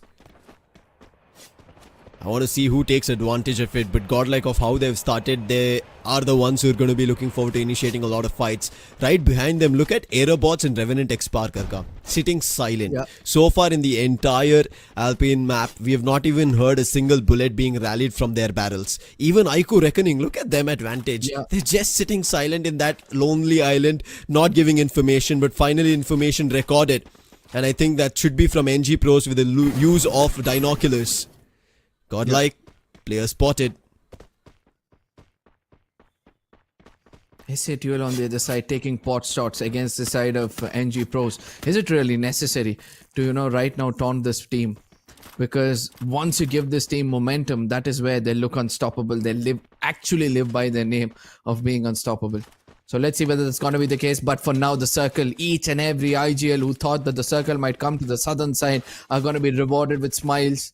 As Godlike and Non-Stop Gaming are going to be the primary ones. Revenant X-Park, they're going to stick their backs to that stadium region because, they also know very well once they come to the center, they don't want anybody backstabbing them. And it's going to be a very interesting, thing for us to see as to how a sister will now try to rotate because the circle is right around their shoulder. I think if they do it really smart, it's a game written for them. We saw in the teams to watch out for. Yeah. But hey, I think the way this map has started so far, Arka, it still looks like anybody's game. I don't know how the fight did not break out between Godlike, NG Pros or SATUL, and SATUL have decided, hey, I think it is a lot of trouble. They're getting that gut feeling that we were talking about during predictions as well, Arka. I think SATUL have made the right move. They've decided to play the edge of the circle, moving in the direction of Aerobots. And Aerobots, just like how Genesis have not received a warm welcome, it could be another problem for them. But NG Pros, they've decided, we've spotted a team, it's time to take up fights if possible. Yeah, pot shots. Everybody trying to do their best. Binoculars are going to be used to places where no information is going to be given to either of these players. But a UAV lurking over that Ray region is now going to make things much more interesting because once every team outside of the circle understands that nobody is there to the northern side of the map, they'll try to make base camp or probably the western side of where Vasista stays. That is where they'll head on to. Godlike on the other side immediately heads towards the region where it's completely empty. And I believe that Godlike, the IGL, has chosen to play for a controlled aggression. 3 eliminations already. The stadium region is where the final circles could take place. And that's why we see Aerobots, we see Revenant X-Park, we see Godlike, we see NG Pros, SATUL, every single team out there playing a centric gameplay. The southern front of the circle is completely populated by all teams. Only one single team so far eliminated, and that was Nightmare. Unfortunate for them, it was a better one yesterday when they ended the day, but however, not a great start. And we were talking about this, right? A lot of teams who did not have a great start, one of them were Godlike yesterday, it could have kind of gotten into their minds. And it can happen to Nightmare. I just hope they reset with whatever happened, but for now I think a major reset has to happen for Jaunty Gaming from yesterday's nightmare they had, missing out on qualification just because they did not have a booyah. Things coming from that is gonna be tough, but they have an opportunity. We've been calling them the consistent team, and right in front of them is Team Tycoons, a team who have shifted their aggression to 6th gear and they're waiting. Look at them. They were just walking back and I think maybe somebody took a shot and they decided to take a fight. They are back again. And I understand. I don't understand why Vincent took so much time to land a shot. But Tiger on the other side, he's making the best use of his sniper. But for now, Kunal, even though he tried to put down the birds, he's going to be missing a lot as well. Jaunty Gaming, have they done the mistake of their life? Can they make it inside the circle, which is so populated? It's going to be gate kept from not one but two different directions. And Jaunty Gaming, now the IGL will have to think all the possible ways to do well. But Team Tycoons and SA2L, Hush gets taken down. An immediate trade comes in as Team Tycoons rushing in. SA2L Marvel will be trying to do his best to keep Swaroop out of the fray. Swaroop trying to fight here for survival for Vasista Esports, running across. He's the last one standing. Team Tycoons on the other end pushed so brilliantly that the players of SA2L had no other compound. Marvel, the last one. Swaroop, the last one for Vasista Esports. And Flash will be ready. Team Tycoons, I like this aggression. They destroy the glue wall. Chase on him. Team Tycoons now have to be also wary of Jaunty Gaming because they have also found an opportunity. But Swaroop, he's breaking the game a tad bit difficult here for Team Tycoons. A push coming in from his end. He's still surviving. I don't know how he's doing all of that. And Swaroop looking forward to another knock. Gets it as well. And Swaroop finally gets dealt with. If that continued for a little longer, I think Jaunty Gaming, they would have had a bigger opportunity to convert on the likes of Team Tycoons. A double-edged sword. Jaunty understand this and that's why they try to jump into the circle. But Kunal gets punished as Team Tycoons looking unstoppable with 9 eliminations. And guess what? They're going to be adding some more. What? On the other side, what has gone into this man? That ACAT literally sang the songs of death. 10 eliminations already in their name. And look at how they're going to be playing this game. 1+ Godsrain on the other side. Even they've been playing well. But the circle, I'm waiting to see who's holding the very center of the circle. Godlike on the other side. Complete shots being taken against the side of SA2L. Hush is going to be the person to bleed out. Team Tycoons, another mammoth in front of them right now. NG Pros. They've dealt with SA2L. They dealt with Jaunty Gaming. Even one last survivor from Vasista Esports, Swaroop. What was that resilience coming in from his end? Gopu, the big fragger from Team Tycoons, dealt with for now. But the other players, they're still in the circle. The play zone is still not started closing, but it will eventually. And Team Tycoons have to figure their next move. Right, as of now, the position they're in, they do not have an opportunity for a revive. So it's going to be tough. But on the other end, Divine... Oh, no. Marvel's revive has given him an opportunity, but is that going to work? While God's Reign, a big jump against Revenant X-Park. SA2L Divine, look at him. He's in the crosshairs of two different teams at two different angles. And immediately he gets shut down as Shine. Sham uses the right kind of, ammunition. But for now, Godlike, Marco is doing really well for his team. They're looking promising. 4 eliminations for Godlike with the center of the circle. NG Pros are going to be sticking their backs very close towards the side of Godlike. Whereas Team Tycoons take the longer rotation. Revenant X-Park, 1+ Godsrain. This corner is where heavy artillery is going to be put out right now. It's a firing range, Arka. And this has been from quite a while. We've been talking about in the southern front of the circle. Teams completely occupied. An opening's been found. Reckoning Sohan, he's down. Riptide Rhythm making sure they do not put up any more glue walls. They want to confirm the elimination. With the healing pistol, they're trying to keep their players up. Genesis on the other end facing the brunt coming in from NG Pros, Cropsy. And we said this, if Cropsy functions, NG Pros might start with their own booyah. Revenant X-Park, I think they finally understood that things are getting a tad bit tough in that position they are in because the circle is going to shift from that direction. And the circle, after it shifted, they're making a quick launch pad jump. What a move into the circle. The first ones will enter it and the others for now will be left behind. Absolutely, but Godlike, they are busy. And this could be, a double-edged sword. If they try to take this fight against Non-Stop Gaming, probably they might end up with a bit of a casualty. Before I could complete my sentence, Marco and Iko, both of them get taken down, immediately bleeding out. It all comes down to Nancy and Yogi, the true assaulters. Yogi also gets taken down and Nancy is going to be handicapped as Non-Stop Gaming are looking unstoppable at this moment. I believe that Non-Stop Gaming will now look forward for a bigger game. All they'll have to do is deal with Revenant X Park, who've got one corner of the circle where they have nobody to backstab them. This is such a brilliant game for NG Pros. They're making every other team struggle. Team Tycoons, the top team who we thought could get closer to the Booyah, get eliminated in the 6th spot. NG Pros, they're firing shots. They have to still look behind enemy lines. There is still one player from Godlike, but their concentration is right now taking advantage of the eliminations and the fight between Aerobots. But Aerobots, they're the ones who confirm the eliminations. And guess what? SA2L, they've been eliminated, but Godlike, there was one player who was sneaky coming in from the backlines to take down a player. He was caught off guard as well. But for now, Aerobots, they're looking strong with 7 eliminations. The circle is going to shift away from Non-Stop Gaming. And how are they going to survive this brunt?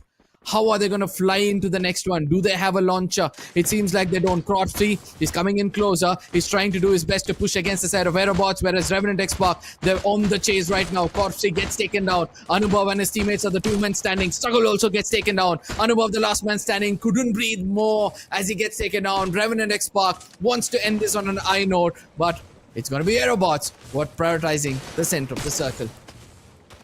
A push coming in from Louis. He is trying to find an opening. A knock's been dealt. Alim is down. A quick exchange on Lewis. Volvin and Sahil playing together inside the chrono. Sheikh pushing towards KD God, and this is why we said KD God is going to be crucial. Instantly called that there's a push on him, and Sheikh puts a knock, but Sahil's here. A quick exchange happens. It's down to that last 1v1. Sham, who was sitting afar as the sniper, getting the eliminations. Is it going to be a revive game? Yes, Wolvin going for it. Gets Lewis back. Sham trying to go for a push. Gets a knock. And Lewis saves the day. And that's a booyah to start things off for Revenant X-Park. But what was that from Sham? Almost switching it. But Revenant X-Park, thanks to the numbers, they close it. Absolutely, and even that final fight where Wolverine, he was more interested to be the punching bag and also revive the better of Louis, who was able to move around and get that final frag. A well-played game coming in from the side of Revenant X-Park. Let's not forget KD God as well. He was for the first time surviving until the final circle, which became such a big advantage for the side of Revenant X-Park, and a very deserving booyah coming in their favor. I mean, I predicted them to be in the top 3, but not at the very tippity top, because Team Tycoons on the other side were playing really well when it comes to frags, and they were also restricted very badly. Yeah, I think a lot of teams, we continuously spoke about this one region at the southern edge of the circle. Every team, irrespective of where they are, they were jumping towards the southern edge. And that happened because of that initial circle shift that we saw. That first one that everybody thought, hey, I think it's going to be the final circle towards the southern end. But eventually, Revenant X-Park had that opportunity for a getaway. The circle instantly shifted to the north, that major shift. And Revenant X-Park decided, hey, let's not take up any fights. There might be a little bit of, I think, ridge for us where we can hold ourselves off, and that placed them in a position for a booyah. However, Aerobots, what an opening, Arka. You have to give it to them. They did not play yesterday. This is their first game here in week 3, day 2, after finishing off on week 2. This was a brilliant start coming in, and they're showing, irrespective of whoever is in the lobby, irrespective it's our first game, we are out for that ticket.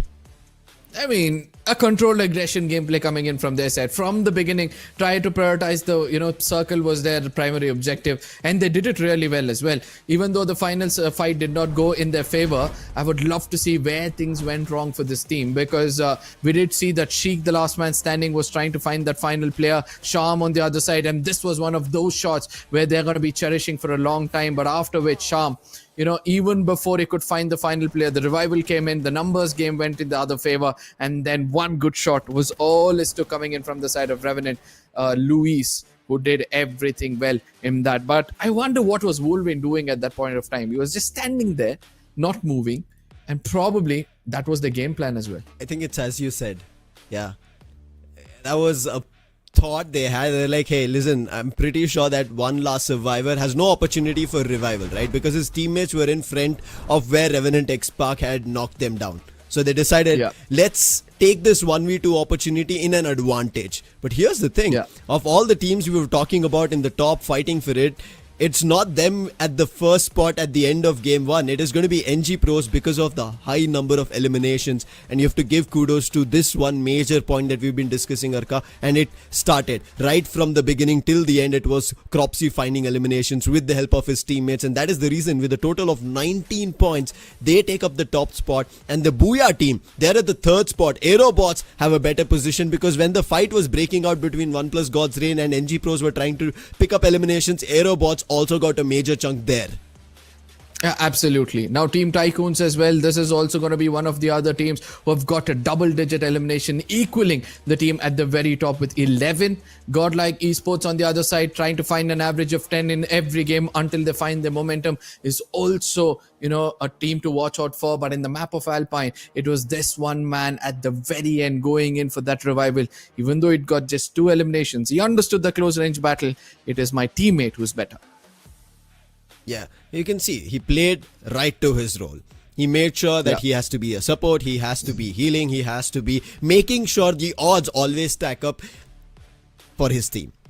Rightfully did it. That was very smart. I was also for a second perplexed. He gets the revive. He was the one who had better health. Why is he just standing? And for a second I was like, oh no, this is gone, Arka. Revenant X Park might just lose this, because Sham OP was feeling that confidence in that solo fight when he was in that 1v3, 1v2 towards the last.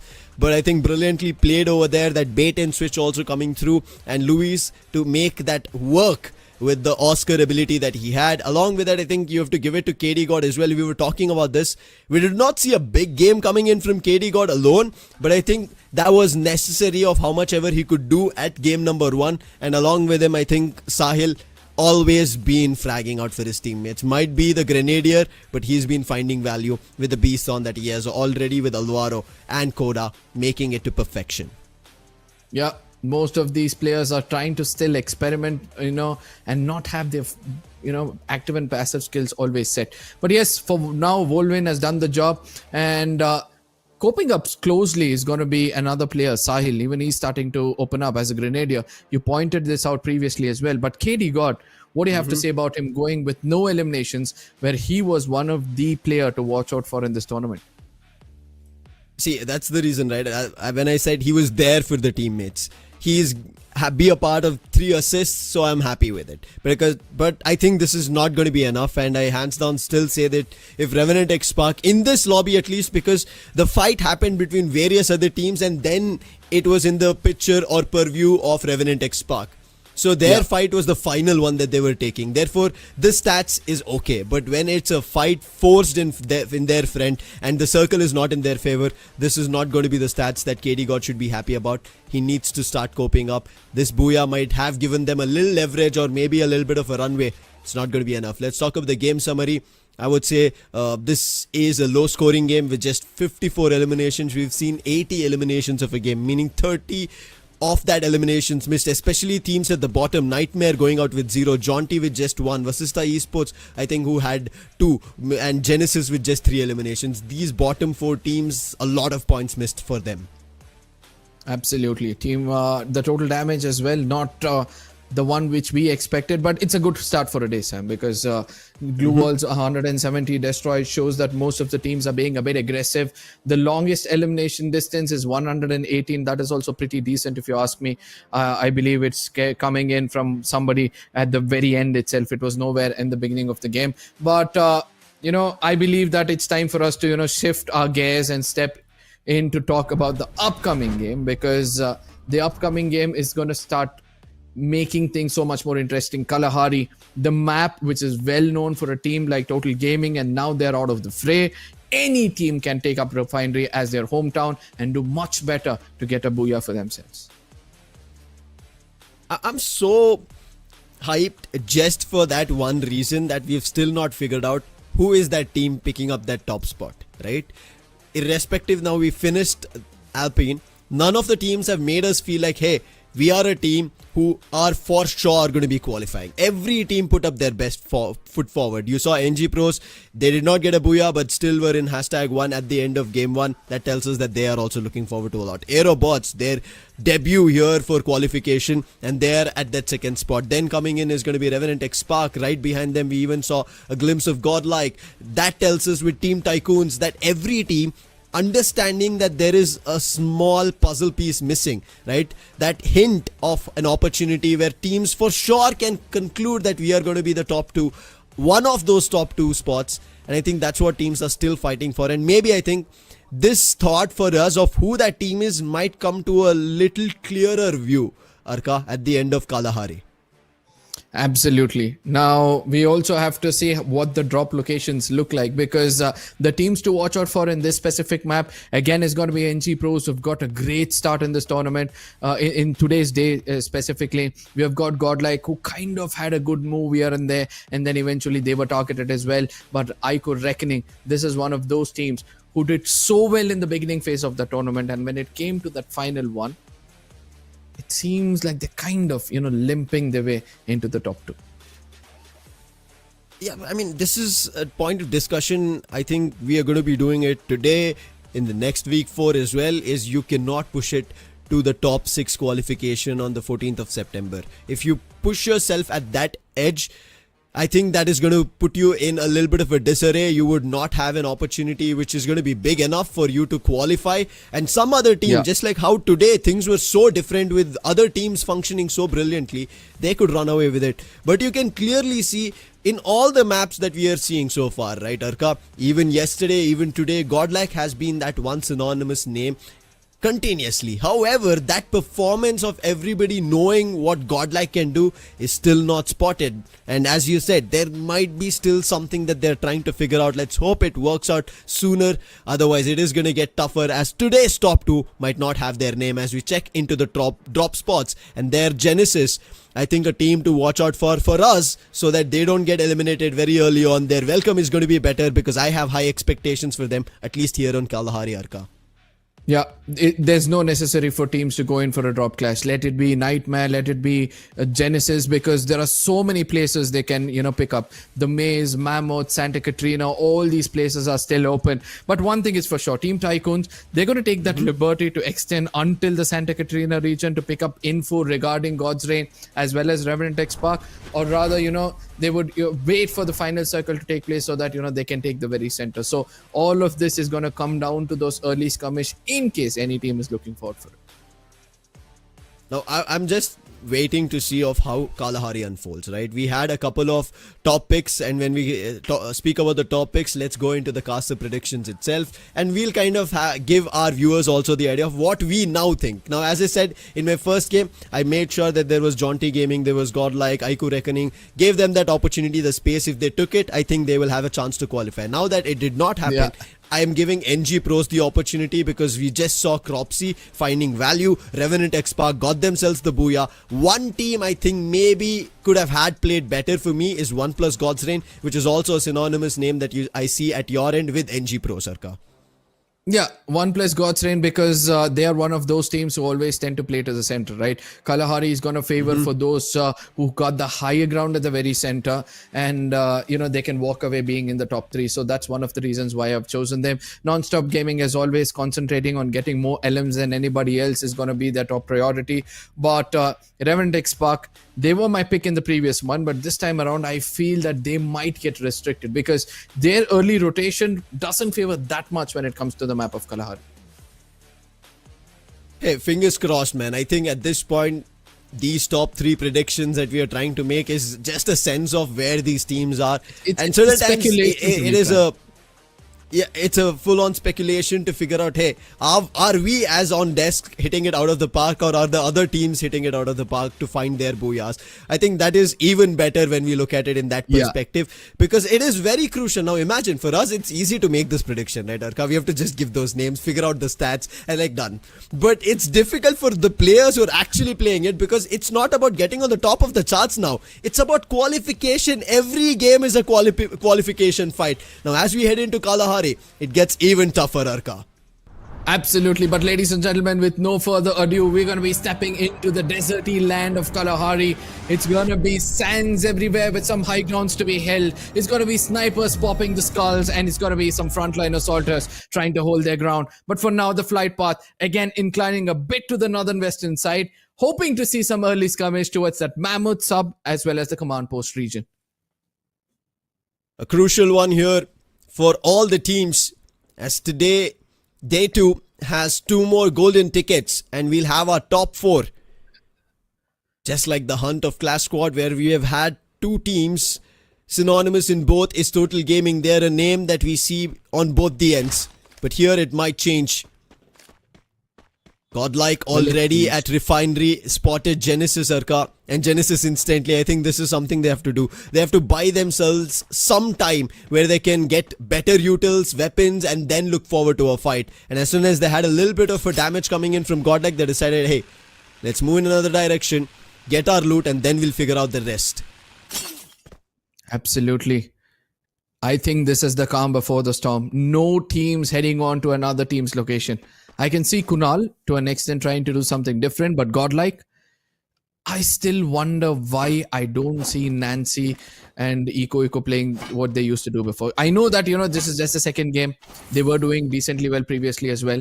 But Marco coming into the fray, I feel that the team is kind of having a difference in opinion when it comes to those close range battle. 1+ God's Reign. Windsmoke sitting it out today. Predator, Manish, Anshu and Kaushik, and you spoke about it. If Manish also finds value, functions in a manner that we did see Windsmoke yesterday, 1+ God's Reign should have an opportunity here to qualify. They also had an opportunity to end up in that top 2, top 3 spot in the previous game. Unfortunately, they did not read their backlines well, and even NG Pros were in that situation where they did not clear that compound where one last player from Godlike was there, and that became a major trouble for 1+ God's Reign, with aerobots just firing behind them. And eventually 1+ God's Reign got wiped out, but this time they have a better opportunity even for SATUL when they had a push from Team Tycoons. This time it seems like they're taking the proactive route and heading towards Refinery itself to maybe see and find value, and there it is going to be Godlike waiting to welcome them as they're slowly making the jump, Sarka, and it seems like they are heading towards Refinery. Godlike, they need to stick together because they're having a lot of uninvited guests from all different directions, sadly. You've got Genesis trying to get in closer from the southern side of Refinery. SA2L on the other side is coming from the western side of it. And for some reason, I see Aerobots is also trying to come to the center of the map. So, Godlike, in case one of the player gets taken down, there's no way they can come in for a quick revival. And look at what happens.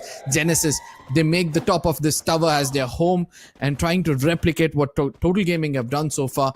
They might find some success in case they're able to, hold on to their grounds. UAV spotted, giving information. Genesis, as you said, taking the tower. Brilliant, and Junior is the one taking that charge. Aerobots making a push, and it ends up becoming towards the likes of SATUL before both of them head towards Refinery. That western side that SATUL were holding now. Aerobots had a big start, but Marvel trying to break that down, and it is their crucial player Sham OP who's knocked. He was the man looking forward to a booyah, but right now he's the first one to go down. Arsh ready, and he also finds one. Alim is down. Shanku might have been taken down. He's brought back in this game. And now Aerobots in big trouble as Hyper is also down. It's the last man standing, trying his best. Sheikh, can he find some value? It's a 1v2 and he gets surrounded in 2 directions, and it's going to be an end for Aerobots. A team who are in the top 2 will get eliminated first here in Kalahari.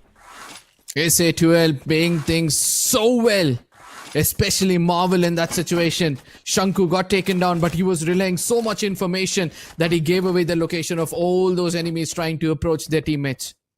But for now, NG Pros, things are looking much more interesting courtesy of our map fee. Look at this. I think they're extending themselves too much out here. Jaunty Gaming, if you give this team a higher ground, especially when you've got deadly players like Vincent and Jarvis, they might pop some skulls or two. So they need to be careful. As soon as the vehicle is lifted, NG Pros understood Manu is going to be the primary player to hold on to this ground, because in case something doesn't go right, he's going to be reviving the teammates. On the other side, Jonty realized the situation. Glue wall melters being deployed, and they would want to push to pick up these 3 frags in front of them. Jonty Gaming, they had only 1 point when they ended Alpine, and I'm pretty sure this time they want to turn this. And I think this is one team we've been talking about for quite often, Arka, that they are very consistent, and the previous map stats, they don't say it right now. However, Jonty Gaming, I think that was a one-off start for them.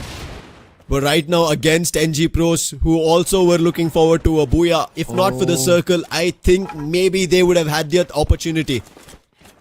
Oh no, NG Pros in deep trouble because Reckoning coming in from the backlines. Even they've started to pick up some frags. Manu gets taken down. The primary player is down and out.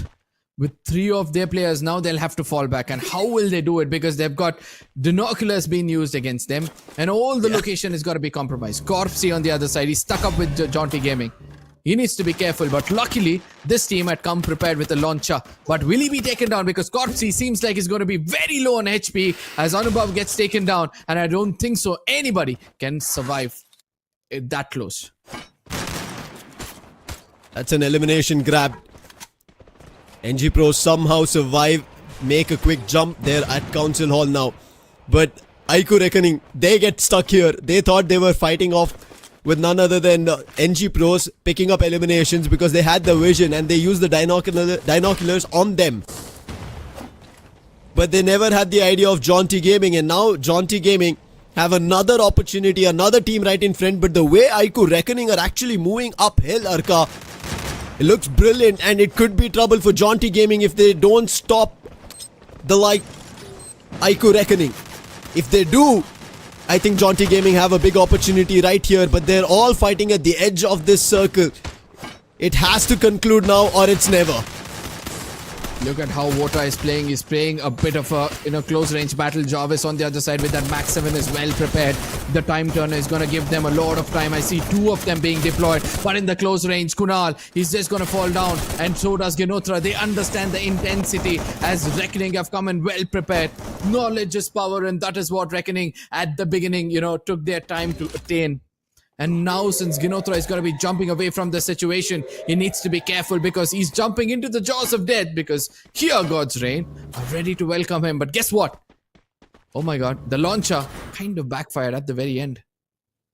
Yeah, but wherever Ginotra is heading, Arka, he's just spotting players right, left and center. Jonty Gaming, last man surviving, trying his best, using the grappling hook, getting closer to the revival point. And he needs to use either the revival point or get a lot of cash, because he has none as of now, as we saw on the screen, and that's going to be tough for him to go for a revive at this point. And I'm pretty sure he's just going to run around the map, look forward to those cash and get those creds ready to revive at least one of his players. Maybe not at the same spot, because Revenant X Park had already spotted. They're waiting to see if that could be an opportunity. Right now, opportunity, a fight that we thought could happen at Refinery, might be right now happening with SATUL and Godlike. Godlike again trying to prioritize the scent out here. The most important part is they've got SATUL in front of them. Eco. He's got Nancy right next to him. A good combination of players yet again. Yogi on the other side is watching their backlines, and he's also got information. Nancy gets taken down. Immediate Thiva revival comes in. And Nancy, look at the way he's healed up so quickly. And there's no way SATUL can take down Godlike at such far distances. But for now, I'm waiting to see what Non-Stop Gaming are up to, because they, from there, try to move away from the very position of shrines. They went to the council hall, and now they were trying to make it inside the circle. Godlike on the other side, trying to toss in grenades, not doing much of damage. Shanku in front of them have done decent amount of damage, gets taken down. Yogi gives that opening now. Is he going to be tossing in more grenades? Immediately a push comes in from Eco, has no clue where Marvel is, might be punished for it. Yes, he gets taken down, but Nancy, can he get that trade through? He comes in closer. He also gets punished royally for all the small mistakes, and Yogi is going to be left alone as the solo man, trying to do his best. He also gets taken down, and Marco runs away as quickly as possible to the nearest vending machine. Again, godlike, they find an opening, but it is never enough for them. And I think it's the timing of the approach, because as soon as that opening was found, only one player pushed, and the other players, they cascaded a few seconds later, Arka. If they all pushed together, I think that opportunity of being hindered could have been there on SATUL. You saw how quickly they revived their player, got back into action, and they went back into the compound knowing that there's a sniper outside. They did not want to give him vision. And what a way for SATUL to handle themselves in that frontier. Revenant X Spark in the meanwhile. Sam, I have a question. I wonder why Eco went in blank without any information. He was supposed to be, that strong person who always walks with Nancy into a fight. I wonder what happened out there. I think I think this is something that many of the players are facing in this long brawl of Free Fire Max India Cup. And this is what we kind of say, right? When you start off really good, you have to maintain that form. Somewhere down the line, you miss out, and I think everything breaks down. I think that happened in a quite few games for NG Pros after their end at week 2. It's the communication, Arka. I think that's going to be key to anything. Maybe there was in a situation where Eco was said, we are going to get ready to rush. But look at this, it's becoming a big problem. Genesis, a team who did not have a great one in Kalahari, now looking forward to a big one. And this was a fight that started in Refinery, as well as Godlike were the ones to initiate it, and now Godlike, they're the ones in trouble because Genesis have better weapon, they have better util because they took their time, and Godlike, they just got revived.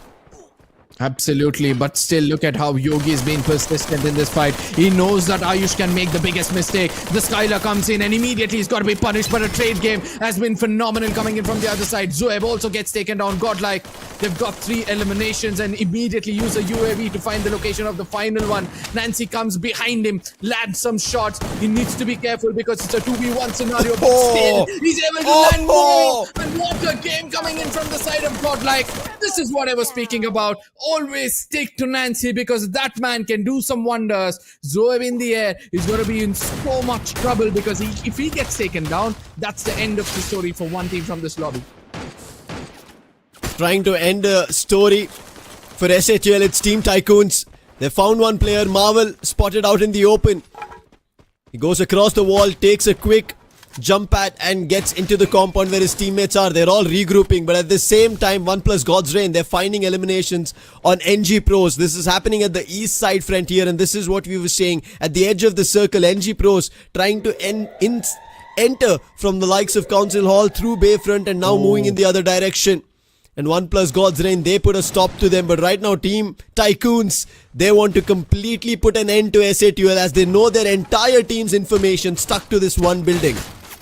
Absolutely, and look what's happening on the other side. Basista trying to push towards the side of Godlike, whereas Team Tycoons are also trying to do something different. But it seems like Basista have understood how to deal with Godlike, and they're going to be making them pay for it. And same goes the side of Team Tycoons. They know how to take down SATUL, and the 2 big names are now out of this game. And what a game this is turning out to be for the Undergods. Basista shining from one side, and it's going to be Team Tycoons on the other. But let's not forget that the slow rotators like Revenant X Spark and OnePlus God's Reign, they've been rewarded with a good position inside the circle. Revenant X Spark have been playing the smartest of all. They're the big brainers of the lobby so far, and you can see again waiting till the final few circles, holding a really good position, and Nightmare in big trouble. Openings have been found, eliminations in the meantime have been snatched from Team Tycoons, a couple of them. And that is the reason Revenant X Spark only got 1 in their name, while they were the ones to land the knock. The last 2 survivors from Nightmare are stuck in the safe zone, in the play zone doing the damage. Revenant X Spark, a push coming in from NG Pros, and they want to clear that. A quick runaway. Cropsy, the last man standing. No, he was not actually. There's still one more player, but Cropsy, his final attempt to see if he could do something did not work. And same goes for Nightmare Esports. The last 2 survivors did not survive for long.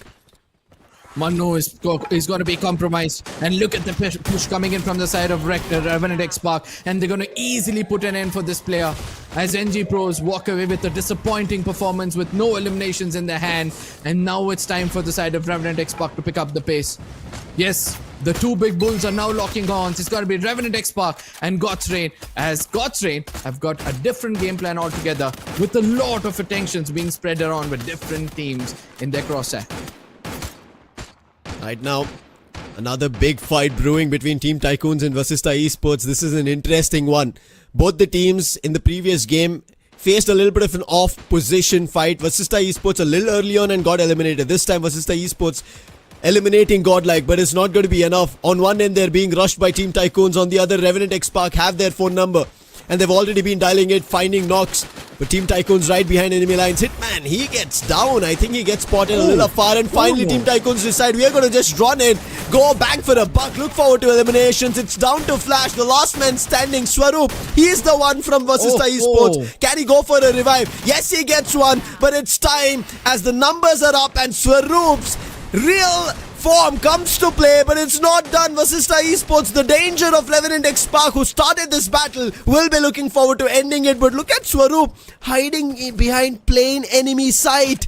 And Revenant X-Spark, they've let that be because it seems like the circle shifting, and there's shifting time. They decide to fight on 1+ God's Reign. Absolutely, Revenant X-Spark are looking unstoppable in this game, and it seems like they can seal the deal if they stick together. One player gets taken down, immediately goes in for the confirmation, but Sile on the other side is still going to be living up. Sohan goes up close and personal. Wolven gets taken down and confirmed. Look at how God's Reign are also playing this. They're playing mind games. They understand my enemy is my friend, and that's what is going to be the priority. Reckoning on the other side, Ronit and Sohan, they're going to be playing with Union, as Sohan is going to be very, very interested to put an end for the side of Revenant X-Spark as well. Aiku Reckoning, a big game coming from there, and this is the performance that we know of Aiku Reckoning, and this form finally showing up feels good. But the game's not yet done, and finally with taking down Revenant X-Spark, they will have a complete comfort that the end of the safe zone is clear. But Swaroop, this man Unchained, he was the one to eliminate players, but finally eliminating him gives them that semblance that this map is done and the booyah is in their name. What a game coming in from Aiku Reckoning. It started with eliminating Jaunty Gaming. The push they made uphill, the climb helped them to climb up to this booyah. Absolutely. The first game goes in the name of Revenant X-Spark. The second one going in the name of Aiku Reckoning. I mean, none of the casters would have predicted the first two games to be going in these two teams' favor, because I somewhere feel that most of us were kind of tunnel vision to see those big names, doing some good job. And let's not forget, there's only one team, which is keeping up to my expectations. That's Team Tycoons.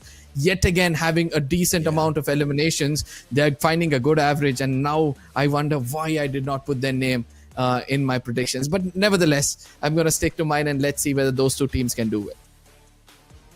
Hey, as of now, I think our predictions in map as well as in our top two for qualification, it will have a mix of feelings, right? For us also right now, it feels like a couple of teams are playing so well and we are like, hey, these teams are the names that I wrote down. But all of a sudden, the next ongoing map, those teams are not looking great, and it will happen. And I think of all of it, for especially in the top two, a lot of us, right, in the casters' prediction for top two, ended up thinking about Jaunty Gaming a lot. But it seems like Jaunty Gaming are not at all having a start. One game in the previous map, 1 point in the previous game, and now as well, I think maybe one they had while they were fighting, or maybe even nothing. We'll talk about it when we see the game standings, but let's take a look at how Aiku Reckoning concluded this final fight, got themselves the booyah. And I think it's that approach of Revenant X-Spark who decided to make a jump. Their intentions, my feel, was fighting with 1+ God's Reign, but they were never sure of Aiku Reckoning being in the close counters, and that's where Aiku Reckoning took advantage, took control, and landed this booyah. Absolutely, but Reckoning on the other side, the one best part is we saw that Ronit and Sohan were, in sync with one another. And the best part was Ronit's face. That aggression on his face. He did perform to that aggression as well. Vota on the other side, slowly shifting his gears, trying to be the support for the team. Now it seems like they've found a unison within themselves. Now they know the synergy is sorted. All they have to do is now try to, carry forward this momentum.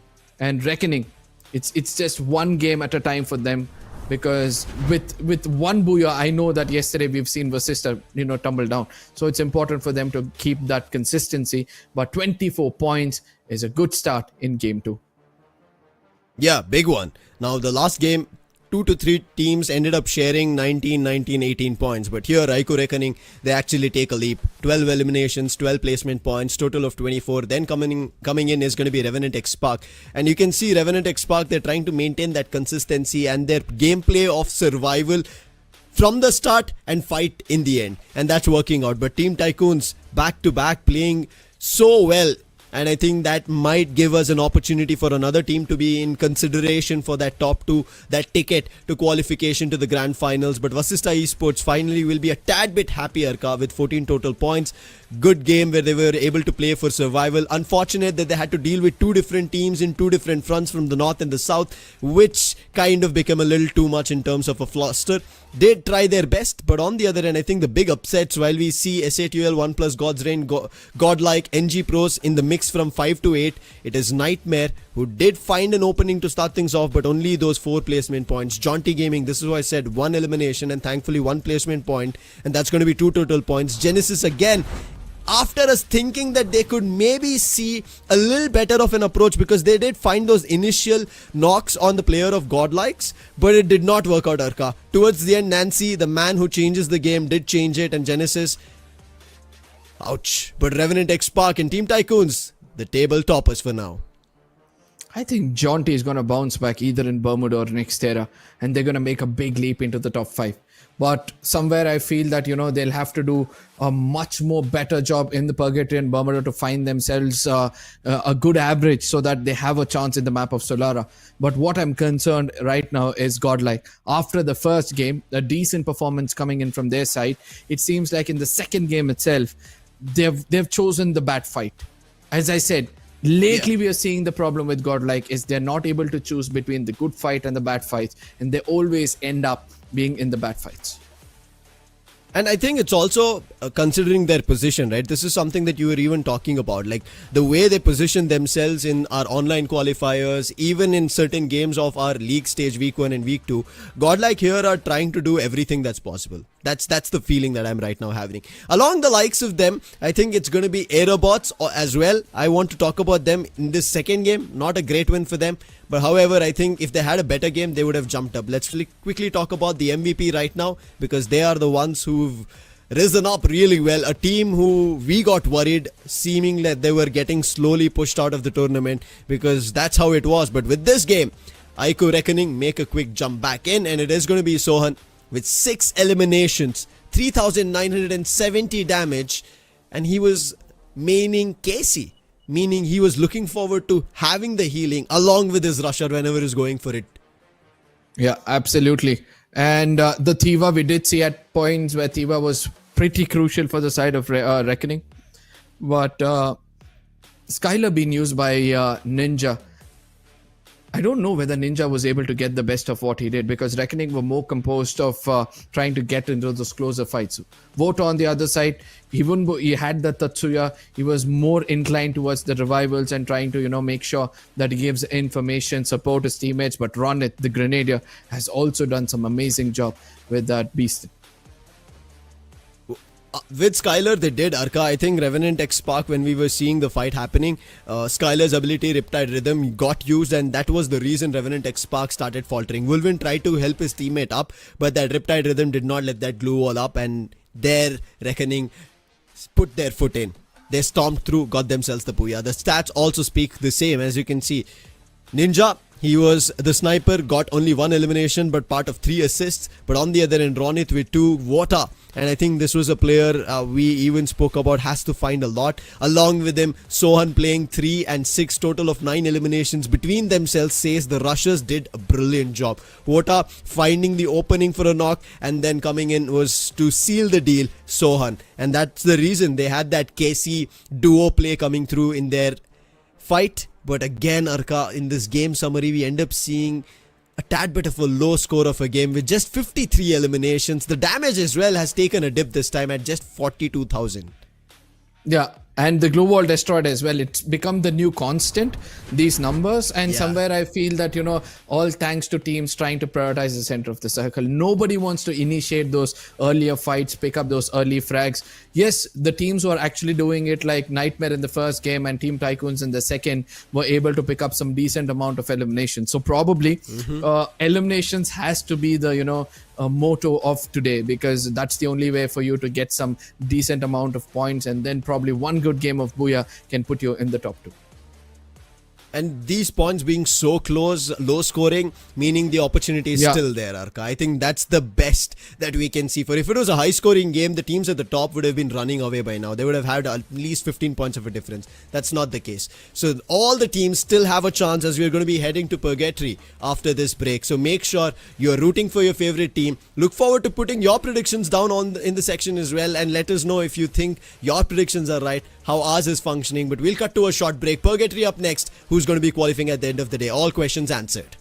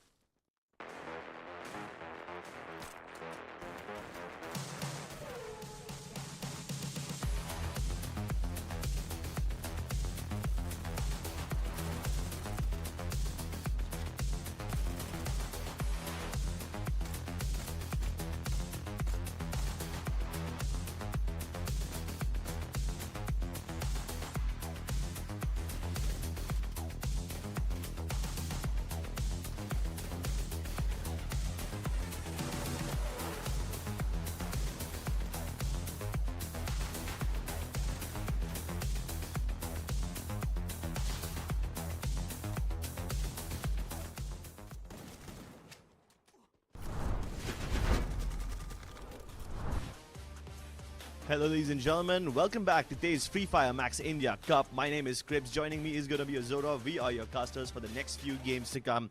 Keep in mind, ladies and gentlemen, that a lot of the teams who are participating today are looking to get inside the top 2. That's right. If they manage to get inside the top 2 today, they will qualify directly for the LAN finals, and they will probably not even need to compete next week. That's a lovely luxury to have, right, Azora? Of course, it's a luxury, plus you get to go ahead and watch every single one of them out there trying to perform and see where they are falling short. So I believe it's a really good chance, and like you mentioned, it's a really nice luxury, so I believe all of the teams would love to go ahead and grab. But here's a catch, right? It's only going to be a couple of teams who will get that slot towards the grand finals, and the others, they're going to still struggle their way through towards week 4, and that's how things are going to form. So overall, I'm very excited to go ahead and see. First 2 games were an absolute banger, Crips. I was just sitting here watching and just waiting that teams from here on will take a different turn. But yes, they did. And that's where the surprise factor comes in as well. So overall, it was an amazing bout. We're talking about Purgatory. These are the teams to watch out for. Now, obviously, IQ Reckoning quite hot on momentum right now by their win in the previous game. I did not expect them to be one of the victors in Kalahari, but I do expect them to be one of the victors in Purgatory. These guys, whether or not they get the booyah, always end up getting a bunch of eliminations because of their positioning in Purgatory. They almost always manage to get towards the edge of the zone, towards that last 5th and 6th circle, and from that position they basically clear out their entire backline, making sure nobody else can backstab them, and then focus on eliminating a lot. Of course, OnePlus God's Reign are the reigning contenders of Purgatory because these guys not only get that position but can also maintain it, which is something that Reckoning struggle in. So those are the 2 similarities between these 2 teams, but when it comes to the drop locations, they are not at all similar. As you will see, IQ Reckoning goes to its Ski Lodge, where their only competitors, if at all Genesis decides to compete with them, will be Genesis. And there's a chance that Jaunty Gaming might just go up from Forge to Ski Lodge, so then there's a chance of a drop clash. But then in Brasilia, there's a lot of crossfire. OnePlus God's Reign never leave this spot. I mean, Team Tycoons, sometimes they can, relinquish Brasilia and go elsewhere, but NG Pros, OnePlus God's Reign, these guys never relinquish this spot. And Godlike will be very happy today because generally Godlike has a drop clash with Total Gaming in Crossroads, but this time there's no Total Gaming in the lobby, so Godlike will be very happy. They'll be extremely happy, but here's another thing, right? Sad at the same time, thinking that they are the opponents that they usually take a drop clash against us. I'm talking about Car 98 Army, I'm talking about Total Gaming. Yes. Both of them have already received their golden ticket, so they are there towards the grand finals. They're watching this entire game. They're looking at how teams are struggling to go ahead and get the synchronization set in such a good manner. So let's just see how well they're going to perform. We're talking about our caster predictions. I have predicted these names. Nightmare in the midst of all of that, because Nightmare has been performing really good. Today, I don't know what happened to them, but yesterday they were an absolute menace to the society. Yeah, Nightmare, they were actually menaces. I mean, I have picked Nightmare to be one of my favorite contenders, but just not on this map. On this map, obviously, I will choose OnePlus God's Reign because not only will they drop and control Brasilia, even if the zone kind of screws them over, they are always able to find a way in there. So that's amazing. On the other hand, I've picked up teams like Nonstop and Godlike only because of their high elimination potential. I don't believe these 2 teams can win the Booyah in Purgatory, but they're still gonna have a damn good game and they will definitely get like more than 10 plus points. Of course, and that's the kind of momentum that these teams are usually setting, right? But you can never forget about one team, which is Genesis. Genesis usually have a very good slow-paced game. They have late rotations being called in, and I'm expecting them to also go ahead and at least get a few teams to think that, wait, what just happened to us? And those are the kind of situations which give them a lot of hope alongside the kind of confidence that they need overall in this entire run. So I'm just hoping for them to go ahead and perform as well. Alongside that, we have these 3 names locked and loaded. So let's just go ahead and focus on what will happen in this specific map. It's going to be a lot of Purgatory coming in, and Purgatory being one of the places where most of the teams go ahead, find some kind of a strategy, but that strategy also fails. So they need to have one kind of a contingency plan. I think they'll need many more contingency plans, man. Plan A, Plan B are not enough. You need C, D, E if possible. But then how much can you possibly prepare for Purgatory? At some point, all your best laid plans will go down the drain and you will have to come up with something spontaneous.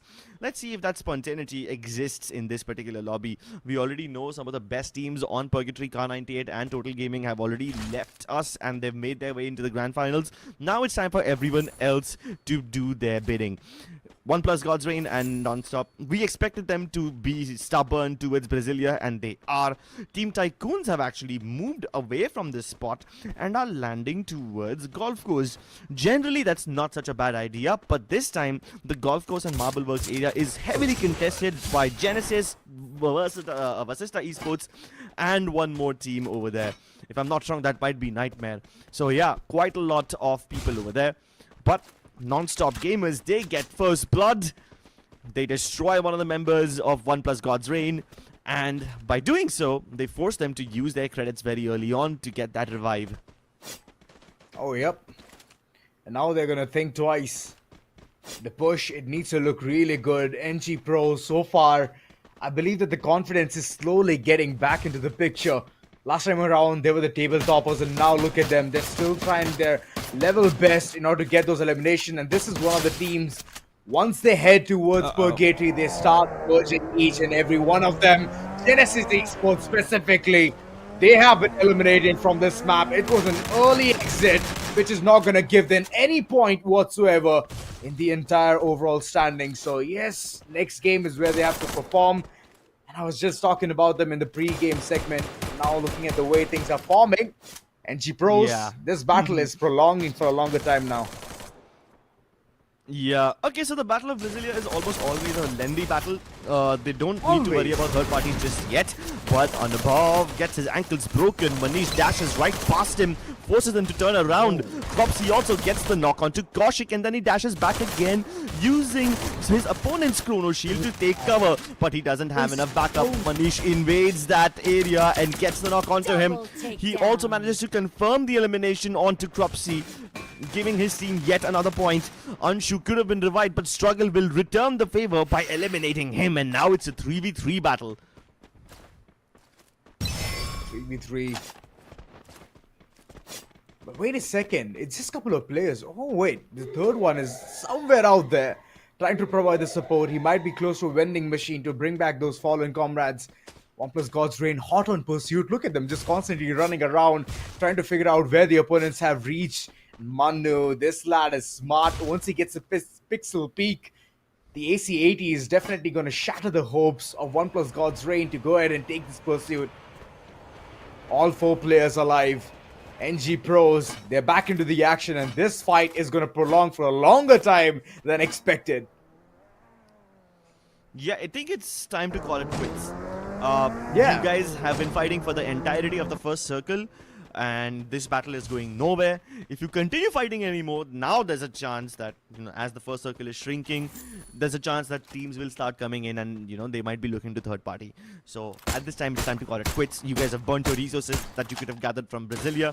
Time to go elsewhere. Nightmare, on the other hand, only suffered one casualty while they were fighting Genesis. They were responsible for the elimination of Genesis, but it seemed like they didn't get all the eliminations. There were other teams in the process as well, Vasista Esports being one of them. So now Nightmare Esports will take pot shots at Vasista. Meanwhile, on the other hand, NG Pros, who were looking to exit Brasilia, come down towards the southeastern side of Brasilia, near that one bridge where Revenant X Buck are also holding in the double house compound. Manu kind of trapped behind that truck. That's a and bad he's spot. Trying to... Yeah, he can't run away. There was KD God on his right-hand side. There were, nades being thrown at him. Wolvin gets the angle. But it's actually better off, because Manu was so far away from his teammates, he had no chance of, reuniting with them. It's easier for him to just die, and then his teammates can just res him again. And that's the kind of thought process that he had eventually. At least thinking that he can get a player or two, but that is just on the later part of it. But overall, RNTX, what a lovely game. Starting two, and both of them, they were in top 4, contending against one of the best teams. So this is fun to watch how RNTX is slowly leveling up. On the other end, NG Pros, they're right around the corner. SATUL as well. Yes, welcome aboard.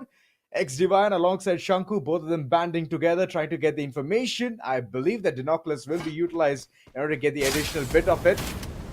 There is another fight which we can see. Couple of knocks coming through. 3 eliminations? Aerobots. Way to go, lads.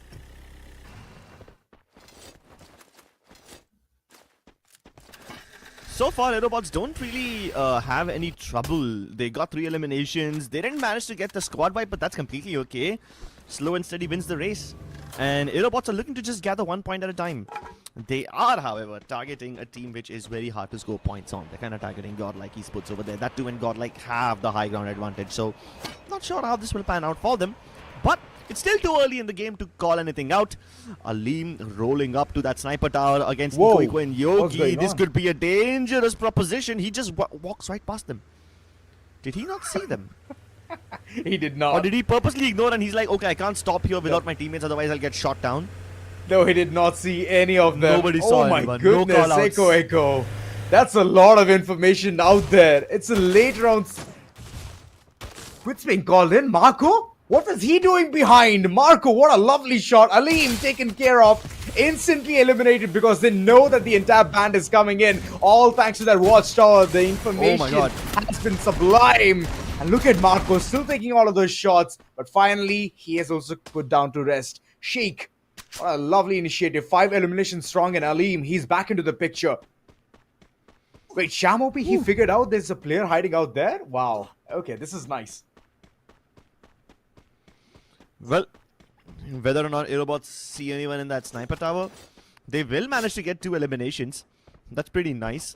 Marco was anyway too far away from his teammates, and there was no way he would survive that, not when all of Aerobots are descending upon him. That being said, though, Marco, even though he's kind of new to the team, he is holding his own ground for the time being. No complaints so far. A lot of people were wondering what's going to happen when Godlike switch around their entire playing 4 roster. And so far, I don't have any complaints. Obviously, there's a lot of talk in the community about, going back to your old original 4. Seems like Godlike hasn't really, suffered too much for changing their lineup mid-season. Well, true. All those subs also need to get those opportunities in order to play the game. And I believe that can be one of the situations. But talking about a rotation being called in outside the circle, Haiku Reckoning, wait a second. They already know what's cooking here. Now 1+ God's Reign. They're trying to throw in all those cookbooks and call it quits from this corner. There's a vending machine right around the corner. And that's the thing, right? If you camp that spot, if you know for a fact that players are going to pounce right at you, you need to just evacuate as soon as possible. 4-man versus 2. Of course, the man count advantage always wins. And even without the numbers, Reckoning Esports don't really care much, and they continue fighting. Manish is kind of trapped in this corner over here, using the dash so well, hoping that he would be able to juke his opponents, but Bota finds him. That Trogan blasts him down, and Reckoning up at 4 eliminations. They went outside the zone to actually grief him. We saw IQ Reckoning move out of the zone after having their Cassie electrotherapy active. And then they specifically target this guy. I think they kind of knew that somebody was trying to use the vending machine out there. So yeah, that kind of ruins 1+ God's Reign's plan. And Kaushik now has to go all the way to Steelos to activate that recall tower once more. That's a long drawn out rotation, man. Even Predator is so far away. Predator is in Lumber Mill. Yeah. Exactly. One towards the northern side, one towards the southern side. And Lumber Mill, of course, it's one of the places where teams are not contesting that spot because it's outside the circle. But still, Predator is way too far off. And now he's even calling in the recall tower. Yes, it's going to work out for the best. And Arjun on the other end, he's going to be taken care of. What a lovely knuckle cluster being fed right there. Vincent, 1 elimination point received. And from here on, the checkbox is on. They're heading all the way inside the circle deep in order to see who and all have already reached there. And let's just go ahead and understand the entire rotation pattern once again. Nightmare, they're right behind. And if Jaunty Gaming, they get a sniff of this blood, I believe all of the players alive are going to be dead real soon. Well, let's hope that they don't have the sense of smell that sharks possess. Definitely can't smell birds then. But Jaunty Gaming is running headfirst into its Team Tycoons. This could be a big problem. I mean, I kind of expected Jaunty Gaming to be one of the teams that will qualify today, but Vincent is well outside the zone. He's tanking tiny amounts of zone damage, hoping to get an angle, and he's just waiting for the right moment to strike. As soon as he finds an opening, he's going to let it rip. Jarvis, on the other hand, has to be forced to fall back. He knows he can't overextend, not beyond Ginotra's reach. Hitman. He now deploys the healing drone, and now almost all of Jaunty Gaming has, healed themselves up. But total... What the hell? What is going on? Team Tycoons just ran away from here. And in doing so, they dodged the shots from Team Nightmare as well. What on earth just happened? Vincent just goes ham and completely destroys Nightmare Esports. They weren't even participating in this fight, man. They were just on the edge, looking at the fight, hoping to pick their timing and, land their shots, but they did not even get a say in this battle. And surprisingly, Team Tycoons get away relatively scot-free. Oh, no. They have paid a hefty price for it. Imagine losing a player in the midst of all of the action. Moreover, I could see Hitman from far off. He was already there in one of those shacks. He could have taken some really good shots onto Jaunty Gaming, but unfortunately that did not happen. Echo, as we all can see, the LMG in hand, a lot of damage can be dished out from that weapon, but he himself has been taken care of. Vincent! This dude is on a different level. He has spotted Nightmare, now he spots another player, and he's just taking them in bits and pieces. But Jaunty Gaming, they have a lot of pressure on their shoulder as multiple teams are converging on top of them. The rotation game on the other end is not looking that clean as SATL. They are taking all kind of pot shots, and it's working out for the best for them. Exactly, SAT will have such a good compound. They can have sightlines on Jaunty Gaming, godlike Team Tycoons, even Aerobots for that matter. But SATL need to pick their battles wisely. They better eliminate some of these teams so that they can alleviate some pressure off of their shoulders later on. Gopu lands a lovely shot onto Yogi, and they try to dash into the zone, but he ends up dying. Marco had such a good time, but his teammates are falling all around him, and he falls victim too. Jaunty Gaming, they take pot shots at Godlike, they eliminate Godlike, but they themselves end up getting eliminated after all. That was way too much of a risk for just a few elimination points. Oh, risk. I would say they're just trying to target the entirety of Godlike. And this is the kind of rivalry we all love to see. Previously it was Total Gaming, now it's Jaunty Gaming. It's like some kind of a regime for them. All the gaming people are going to target them. So overall, let's just go ahead and see how well they can perform in the upcoming map. But from here on, their ticket has already been punched that they have been eliminated. But now talking about SATL, they're already inside the circle. Vashishta, they're inside the circle. But there's a lot of pressure from the hind side. Revenant X-Spark right behind them alongside 1+ God's Reign. This is going to be so much fun. The cluster is all there towards the northern side, but the south itself is showcasing some different level of gameplay. Absolutely. And the best part is this is going all towards Brasilia and the entire bank. So Revenant X-Pac are going to have a field day. Look at the amount of eliminations they're getting. They get so many knocks onto Aiku Reckoning, but Non-Stop Gaming steal away a couple of eliminations from Revenant X-Pac. They will be furious. Yeah, this is a daylight robbery right there. But you snooze, you lose, and NG Pros this time, they want revenge. But they're barking up the wrong tree. They're going up towards Vasista Esports. Struggle. Glue walls both the entrances of the house so that he can stay alive and so that he can't get shot from inside. But his teammates are here. Anubhav, Cropsy, Struggle, all three of them near this one side of the window. Targeting Patlu. And Patlu is in a lot of danger. Meanwhile, Ninja from Aiku Reckoning dies to the play zone. Instead of giving up his life to anyone else, he denies anyone the points. And now Asista Esports need to continue fighting onwards because they are being surrounded from either side.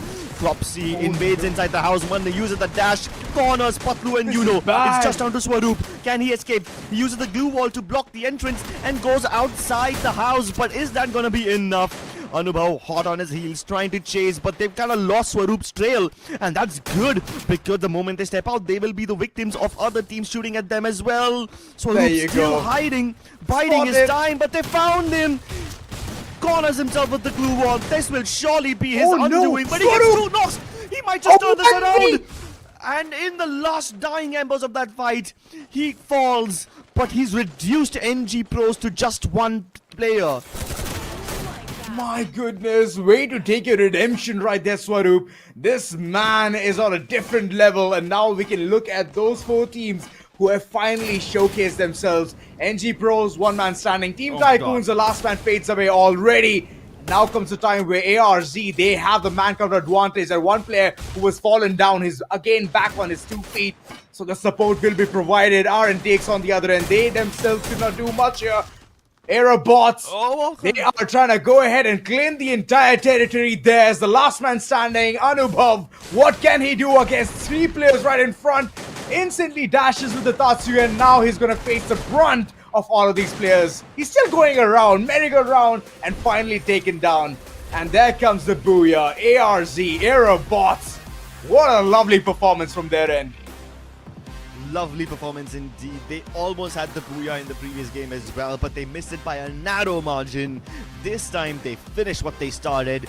They go all the way to the finish line and they get that Booyah for themselves. What a chaotic game, because there were players dying left, right, center. Teams were falling like flies. Within a matter of seconds, we saw 1+ God Train, SATUL, Reverend X-Park, all of them get eliminated. And we did not even get to see those eliminations on screen. That's how fast and chaotic this entire battle was. True, and all of these teams, I don't think so they were even prepared for this one. Of course, I was thinking that NG Pros, they have the kind of momentum that they need to go ahead and shut down the entirety of Vashishta. But Swaroop, my goodness, he's like the trump card that nobody even expected. First of all, the hideout was absolutely amazing. Later on, the cat and mouse chase came down to an end. Yes, we did see Swaroop go down, but he took 3 members from the likes of NG Pros. NG Pros, they had a very good plan. They were like, let's just keep 4-man standing. Let's head towards the final circle, get this Booyah, get the 12 points, and slowly but surely rise up to the top so that they can go ahead and have that name back on. Imagine week 2, week 1, the kind of performance this entire team showcased. They were sitting at the tippy top, and now they're at the dead smack middle. So I don't know what's going wrong, what's going right for them, but this map for sure was showcasing that they have the fight left in them to somehow embark the journey of a comeback. And then there comes Swaroop. There goes the entire hope. Yup, Swaroop really kind of ruined things for them. But then again, NG Pros, I do believe they kind of snowballed their entire roster into that one fight against Vasista, and they kind of gambled their entire lives away over there. They were just a little too eager to hunt down that last player of Vasista. I mean, in the process of going towards that one player, they lost objectivity, lost sight of the bigger picture. But let's take a look at the final few moments of the game. The teams who were able to, remain objective and, keep their eyes on the prize had a decent time, because Aerobots, you see how they had only 10 eliminations before that last circle, but that's not as much as they would have had if they went fully berserk. Given the position that Aerobots was enjoying, I would have assumed they would have had like 15-16 eliminations by then. But they did not chase those last few numbers. They decided to, keep themselves alive instead. And yeah, that's exactly why they win the Booyah. And no, they did not overextend. That's pretty good. All of a sudden, Sheikh, Sham OP, they have become Pushpa. They gave a statement that yes, they're not going to bow down to any given situation out there. And Aerobots, 25 total points. That's a banger of a performance. NG Pros with 17. Wait, what? Okay, yes, they came in second, so of course the placement point is definitely going to boost up the eliminations as well. Revenant X-Park with total 15 points. Team Tycoons, good performance coming in from their end. Consistent, as I can say. And Jaunty Gaming, they're sitting at 12. Jaunty Gaming sitting at 12. I do enjoy the fights that Jaunty Gaming was showing us. I mean, Vincent was just on fire today. I remember that battle between them and Team Tycoons. Team Tycoons managed to escape, but then Jaunty Gaming was like, hey man, I still want my pound of flesh, and they just eliminated Nightmare right then and there. But let's take a look at the MVP for this particular game. It is none other than Hyper from Aerobots. Didn't have too much impact in the previous game, but this time he doesn't take any prisoners. Armed with the Beastin and the Alvaro, he can rain down nades from afar, and he also has the Chrono and Thiba just to make sure that his teammates stay alive, and he can get the reses on them very quickly. By focusing on survivability more than offense, these guys managed to get the booyah. He's got 5 eliminations with 2,298 damage, almost 2,300.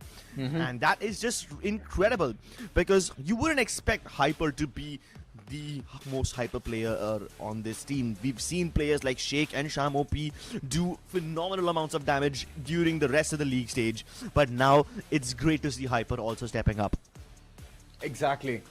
Arvon, of course, we have seen so many times the Dinoculus being utilized, so the rotations were called in at the right time alongside understanding where the opponents are. So every single one of the part has been absolutely amazing. Might as well keep up the pace, and that's how you can go ahead and qualify, beat the top 2 and head towards the grand finals. Overall statistics, well, Sheikh, we can see the amount of damage coming in from his end has been significantly lower than the others, but the kind of assists that he has already showcased, yes, he was providing the right amount of support for the entire team. Moreover, Aleem, yes, he was the rusher, so overall performance has come through. But here's the thing, right? Stay consistent. If you're not going to be consistent, then I believe Aerobots, this booyah that you have bagged is slowly going to fade away, as multiple teams, they want to go ahead and get those points. And for that, they're going to give in all the fight that they have. You talk about the game summary, you can look at the damage as well. It's significantly lower in the map of Purgatory, as we could see very few fights. And all of that came in towards the later stage of the entire map. So, yeah, I would say teams were hesitant on taking those fights in the early, in the beginning itself. Yeah, they were kind of hesitant to take those fights.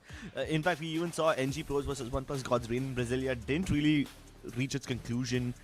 Even the fight towards Marble Works, except for Genesis getting eliminated, no other teams fully committed all their bodies towards those fights. So that's why you see the overall damage number is pretty low at 40,000. Total eliminations 60. Usually we see way more than this. This time it's quite humble. But yeah, 75 knocks with only 60 eliminations kind of mean that some knocks were not completely converted, and that's, you know, attributing to teams not overextending, which is good in a way. We have reached halfway point of the day, ladies and gentlemen. 3 games down, 3 more to go, and coming up next is gonna be Bermuda, the good old classic map. You know, I'm loving the way the entire competition is just increasing as the week passes by. In week 1, we were looking at some amount of points which is close by to 40, and now we are just looking at points which are like 25, 24, 18. Showcases that the teams are not getting the opportunity to frag it out, get those eliminations, and that's where you have to be more confident. Jaunty Gaming, they're holding the confidence so far and getting those elimination points, and these are the teams that we can go ahead and see performing in the map of Bermuda day in, day out. Revenant X Park, yes, the kind of momentum that they're rolling with, this map yet again will give them the silver lining on to go ahead, get those elimination points, and then slowly secure those position advantages as well. NG Pros, those mistakes made in the previous game needs to stop, and from here on, it needs to be calculated, precise pushes only. Godlike Esports, I just don't understand what's going on with them. From a team who was extremely volatile whenever it comes to those fights, they usually win him. Now they're on the losing end, so I don't know what to say. And I guess I kind of know why they're on the losing end, because all their drop spots are being heavily contested. They were relatively free in Purgatory because they went towards Crossroads and nobody really contested them, but now take a look at their preferred drop spots. Peak. There's 5 teams looking to put their foot down and plant their flag over here. But there's plenty of areas unoccupied. Pochinok, Mars Electric, rather unoccupied. I'm guessing either IQ Reckoning or Aerobots will go down there. SHUL often like going down towards Kota Tua to gather some weapons, gather some loot, and then come back to fight in Peak. Team Tycoons are a little too stubborn, so they're not going to leave Peak. So Godlike will end up fighting them if at all they decide to continue down that path. But Vajista Esports kind of uncontested in Cape Town. For that matter, even Jaunty Gaming is relatively free towards the northern end of the map. And I'm guessing that because of this, even OnePlus God's Reign will have a pretty good time, considering they have Observatory and Shipyard for themselves. So that's pretty nice. But I want to see what you have in store for your predictions, Azora, because my predictions are kind of predictable. I obviously went for Revenant X Park. I looked at the stats. I knew that this is the team to look out for. I chose Genesis over here, because it's the only risky pick that I'm going to make for the day. I think Genesis knows how to avoid fight in Bermuda really well. and they can get a bunch of placement points. That's why I've picked them. But again, it's a risky pick, so I don't fully want to put my money where my mouth is. You know, I'm gonna say one thing. It might sting a bit, but the truth is out there. Genesis usually avoid taking fights. Whether it be starting, whether it be the ending, whether it be Solara, or whether it be Purgatory. That's why I said placements. They're usually going for the placements, and to be very honest, I have chosen them, but for the later part of it, the final map is where I believe Genesis can go ahead and perform. But before that, Vashishta, of course, they're on a sky-high confidence mode currently on, so I expect some really good plays coming from their end. Jaunty Gaming, of course, all thanks to the previous game. It's like, it's God's plan. It's all panned out. Jaunty Gaming, they have received the confidence that they need. They got the license of getting those eliminations, and now they can go ahead and get those eliminations alongside some placement points as well.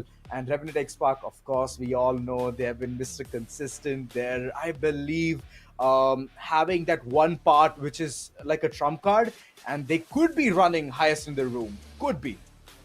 Yep. Let's see whether or not they will be able to complete their destiny, reach it in time, because we are definitely going to be reaching in towards Bermuda now. Plane will be taking off over the skies, ladies and gentlemen, anytime soon.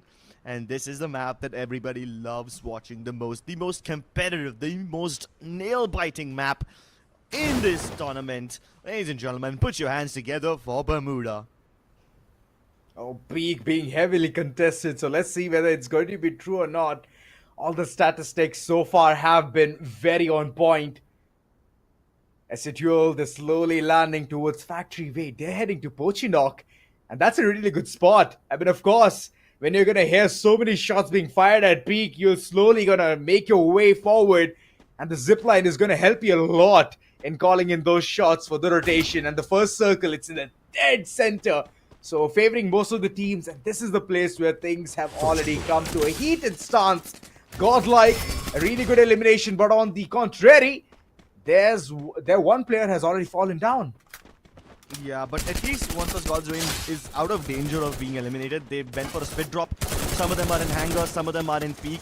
So the peak guys might have lost their lives, but the others can still continue soldiering onwards. Godlike though, their job is not done. They might have 3 eliminations to their name, but they also need to take care of Team Tycoons. And you know for a fact that Team Tycoons are not gonna budge. So Godlike will need to kick them out of this place if they want to establish dominance. Meanwhile, on the Bimasaki strip, you've got Jaunty Gaming wiping the floor with Reckoning. IQ Reckoning. I don't generally see them going towards Bimasaki strip this early on, This is the first time. Yeah, this is the first time that IQ Reckoning, they've chosen the path of Bhima Shakti Strip, and this is one of the places where Jaunty Gaming always contests. So it's not a good place for them to be, and that's what they're feeling right now. Kinotra has been taken care of, but that's just one elimination. The others, slowly but surely, they can bounce forward. The electrotherapy, it's coming into work. It's wonderful that they're banding together and taking the entire team of Jaunty Gaming head on, because this clash is bound to come to an end. Reckoning, what on earth am I seeing? Vincent is just on fire, man. He's getting so much done. And then he pre-fires another player down. Sohan just completely bites the dust. And they take control of that vending machine. Lovely stuff. Kunal managed to res Jarvis. Meanwhile, now even Ginotra has been called down. But guess who else is coming down? It's Godlike Esports. They roll down the hill and they crash upon Jaunty Gaming. Kunal is just holding that door down, making sure that he pre-fires anyone who comes across. But Kunal, he pulls his katana out, slices and dices Yogi. What on earth is that? The captain resed once again. Now looks to get his revenge, but this blue wall is in his way. He These are some heavy plays. Drogon gets the knock onto Vincent. Even Yogi and Iko are stepping up. Meanwhile, Jaunty Gaming have left this room. Even Aerobots have arrived, so Jaunty Gaming will leave this area and hope to continue onward somewhere else. Bhima Shakti is the new peak. This entire place has been contested by so many teams. Now Aerobots is nearby, and I believe that they're gonna go ahead and hit them hard. Hit the place where it hurts the most. Godlike, they need to be prepared for this bit. Look at Shamo P. From the previous game itself, Aerobots, they're on a different confidence level. And I believe they would love to go ahead and take this thing forward. Jaunty Gaming did get the res onto their fallen comrades. Where did that happen though? I believe Jaunty Gaming went back towards peak again. So yeah, everybody else comes down from peak. Meanwhile, Jaunty Gaming take the peak again. Godlike and Jaunty basically exchange positions, but now Godlike is in the kill box. Aerobots are trying to surround them from every side. Alim goes around the house, goes outside and pops Yogi's guts full of lead with that back 7. And Alim continues to plunder them. Eco falls as well. Nancy on the other side does manage to use the vending machine and get the res onto his fallen teammate once again. But that's just adding more fuel to the fire. And this fire will turn into an inferno which will fuel Aerobots to the top. They're now chasing down Marco, or rather chasing him up the hill, and they see him underneath the truck. Guns pulled out, Groza equipped, and Eco has a lot of work to do. Eco won't be around to help out Marco, but I guess he will have to continue his own journey later on. Marco falls, but they found the other members as well. S8UL find the last member, and now Godlike are out of this picture. Oh my god, the deed is done. Bhima Shakti strip completely contested. We could see some insane battles right around the corner. And Aerobots, my oh my, this team, absolutely lovely. Just understood the assignment, came down and took those teams away. Jaunty Gaming in the midst of all of that. That's a very wise decision. And here's the thing, right? Godlike, they went to peak. They were looking for their arch nemesis, Aiku Reckoning. Aiku Reckoning were not at all found there. Usually they're around that corner. And once they understood that they are not around that area, they went all the way down. Bhima Shakti strip, and from there on, things just went to a different turn. Speaking of different turn, Vasista Esports will have to take a different turn away from this one. Keep in mind that Vasista were already fighting someone. I believe it might have been NG Pros. And Tiger was running away from them, but he ran straight into Team Tycoon. Riptide Rhythm will expose Tiger, and Flash will get the elimination on him. I believe the IGL is actually having a big brain right now. Team Tycoons. This is so unlike them. All of a sudden, 6th gear and this team is just rolling forward with confidence. And we saw this level of confidence from them in the online qualifier stage. In the league stage, they have been playing very passively, but it seems like in the dying embers of league stage, they realize, wait guys, we need to just play our natural game. We need to keep fighting aggressively. 1+ God's Reign exiting Rimnam village, and they'd use the right way to exit. They fly away, because if they just try to walk, then they will be met by S8UL. Duker, the coach himself, has entered the lobby. Kinda was eliminated by Ursh, but at least they can bring him back. They've got plenty of credits to spare, which means they can go for the super revive on Duker. Meanwhile, S8UL, they were trying to gatekeep Genesis. Now they have to worry about someone else, because I believe one of the members of S8UL did get shot by 1+ God's Reign. And that is a team that you can't afford to mess with right now. Right. NG Pros, wait, what? Cropsy? This is so unlike him. Jump peeks around the corner, has been taken care of, and there comes the Oscar, which is put down to rest. Anshu. He thought that he would do one thing better, at least get an elimination or two, but unfortunately he could not get that. Was Cropsy. That What's he doing in Observatory? The rest of his teammates are outside Rimnam village. 1+ God's Reign is so split apart right now. They're scattered. Yeah. What's going on in their head? Okay. That's a question to be asked to the IGL itself. As Jaunty Gaming on the other end, they're opening fire against Aiku Reckoning. Opening fire more like sealing the deal. Oh my goodness. Vincent providing the support.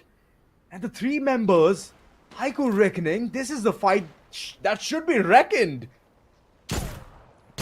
And they are a force to be reckoned with. Oh my god. Lovely shots by Vincent. So good. I mean, I can nominate Vincent for one of the best players in this tournament right now. He's more than proven his mettle. And yeah, he's just farming eliminations for himself. 4 to his name. And Jaunty Gaming already up at 7. Keep in mind, we saw something similar from Jaunty Gaming in the previous game as well. They had 10 eliminations before the second circle even started to shrink. You know, Vincent has that one thing in his head. Hi, I'm Vincent.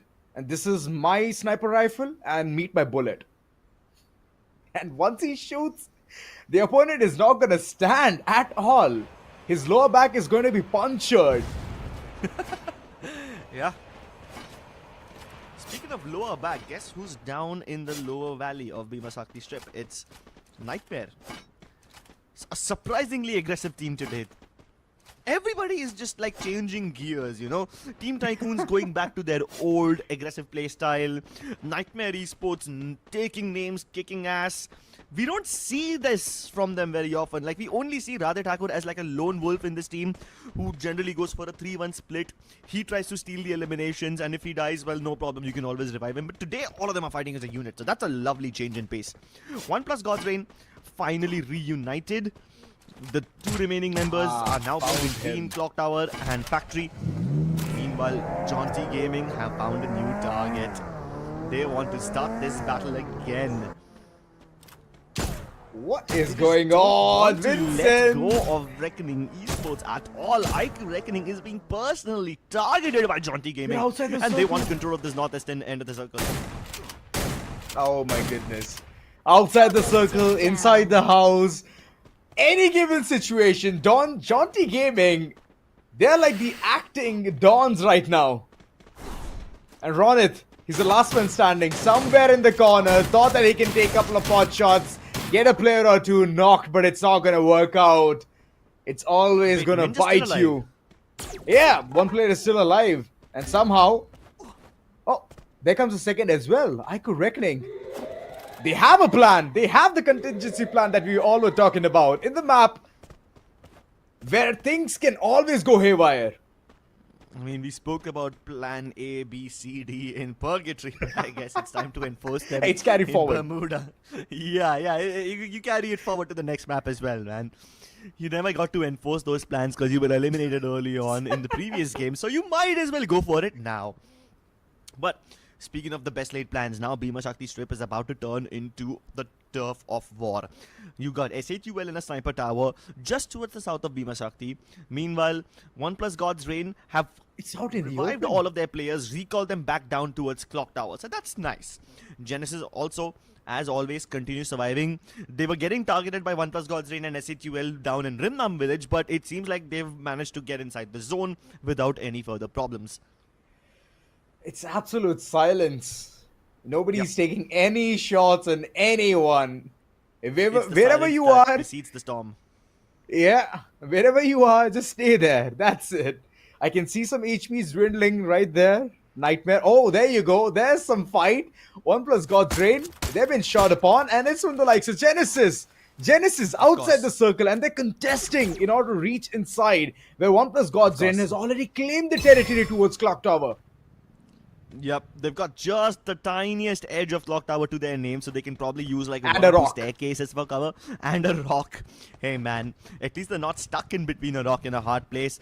Can't say the same for Genesis Esports though, because Yuka has to go out in the open. Oh my god, he was almost taken down. And now Kaushik is encouraged to push further. And these guys have been targeting Genesis Esports since the start of the game, and they continue doing so. Ayush gets plucked off midair. His wings clipped, falls down to the ground without a shred of grace. And it's just up to Junior. Flies ahead. Now all eyes are gonna be on him the moment he makes landfall. Oh my Never mind, he doesn't even get to make landfall. He gets shut down midair, and Genesis Esports, one of the riskiest picks of my prediction, obviously backfired and blew up in my own face. Wait a second though, what happened to Vashishta? 3 of them were alive just a second ago. That was a very fast squad wipe by the hands of SHUL.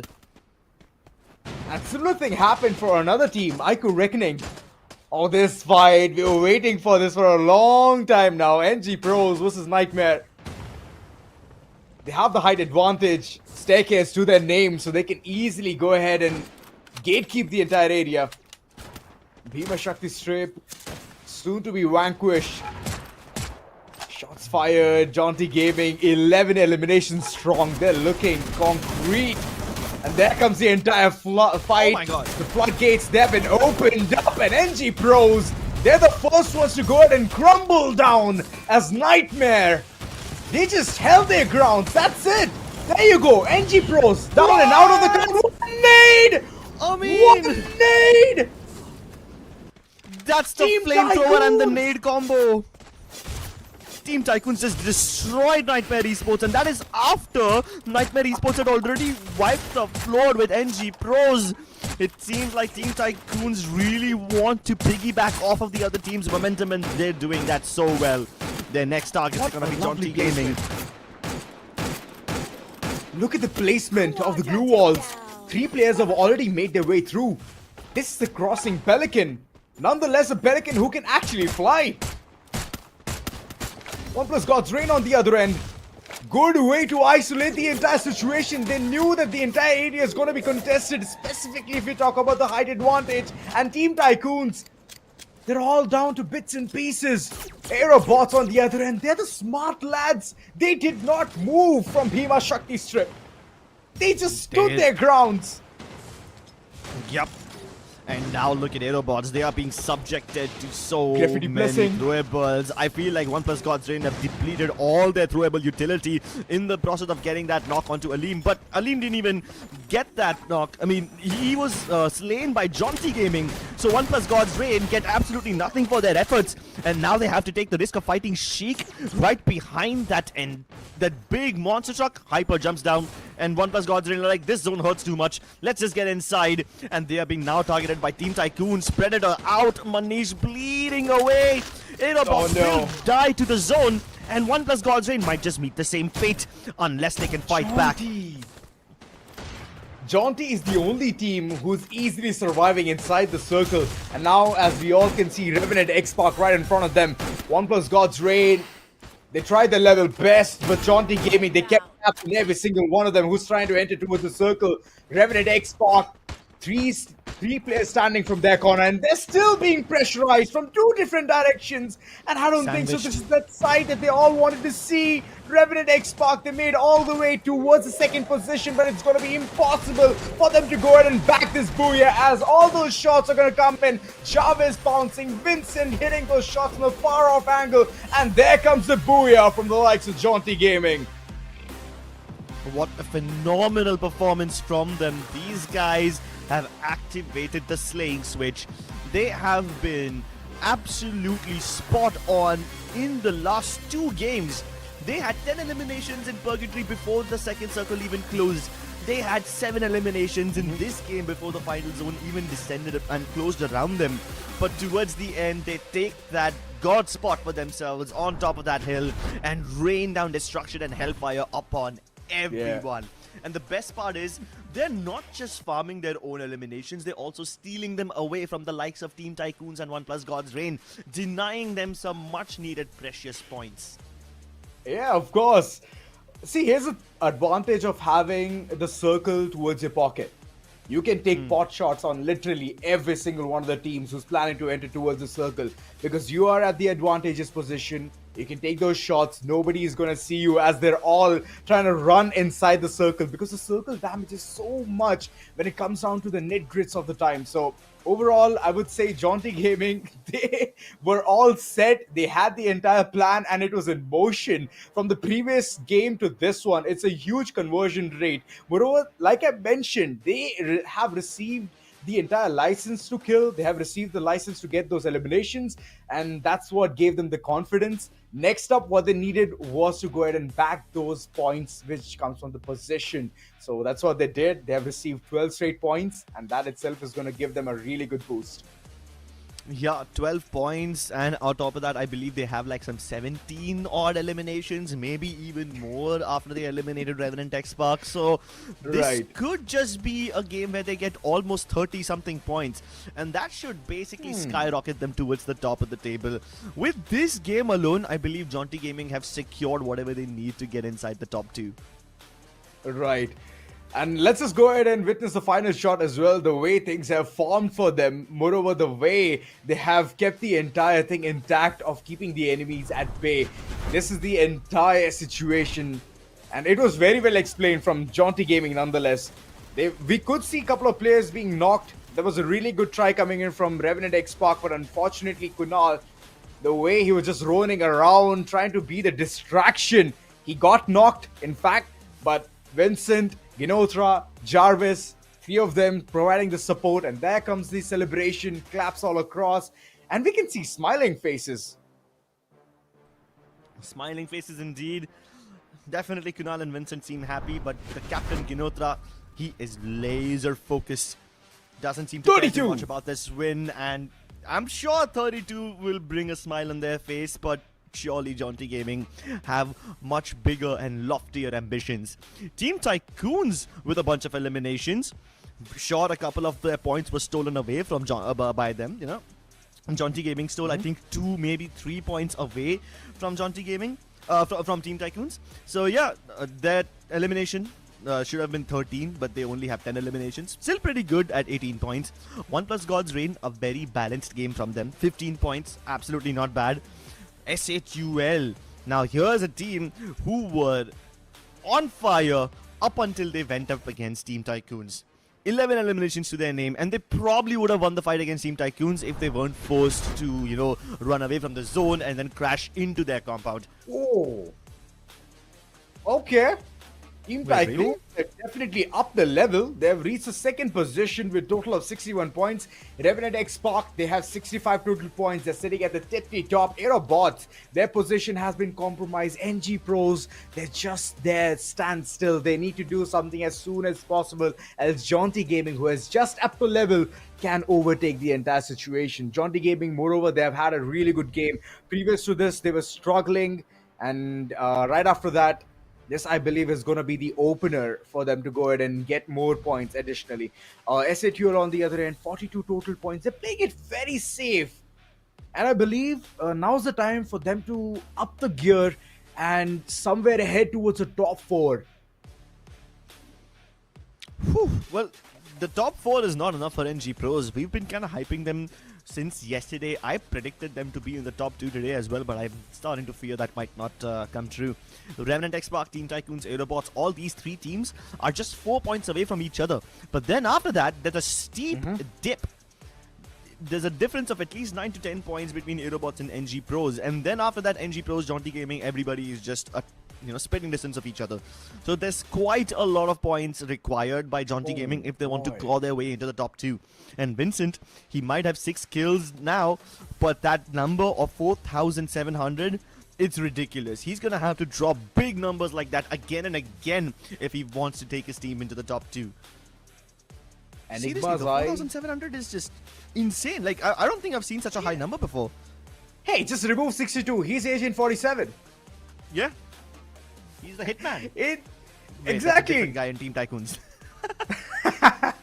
But look at the way he has already figured the entire loadout, man. Skylar just to go ahead and wreck the opponent's glue walls, and from there on, you all know those silent shots are gonna be so deadly. Enigma's eyes to go ahead and get the additional information on where the opponent is. This man can just hit those shots. I don't think so he needs anyone's location. And he's even equipped with Arvon. What else do you need? Exactly. Vincent is just on fire. I think 4,700 has to be one of the newer records. I don't believe we've seen such a high number before. And Vincent is one of the elimination leaders of the tournament.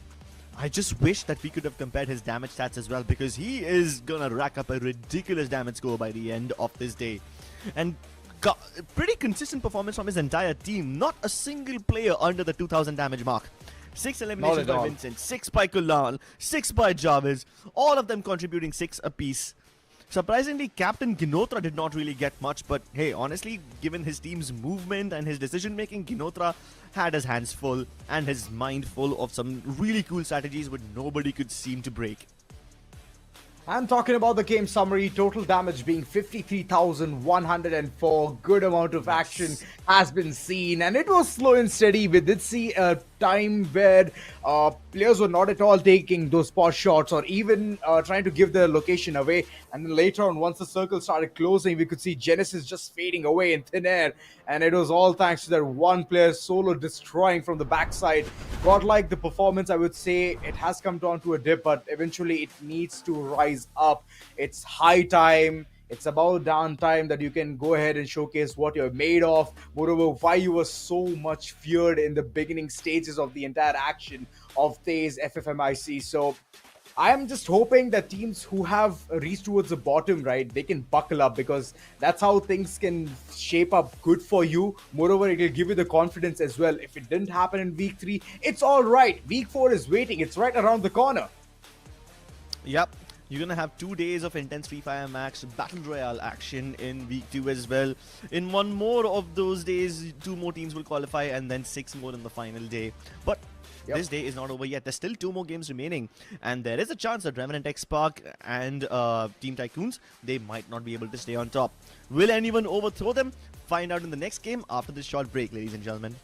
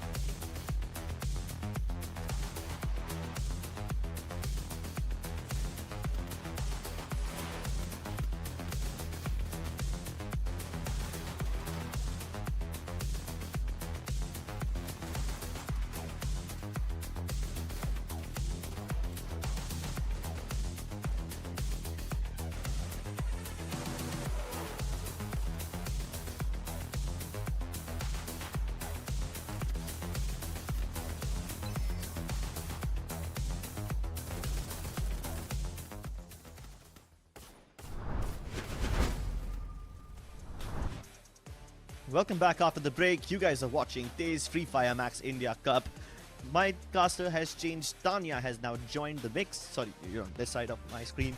Welcome to the show, Tanya. And you've been watching the game so far. What do you have to say? What do you think is going to happen? So far, Revenant X-Pac and Team Tycoons are in the top 2. Do you think they'll be able to stay there, though?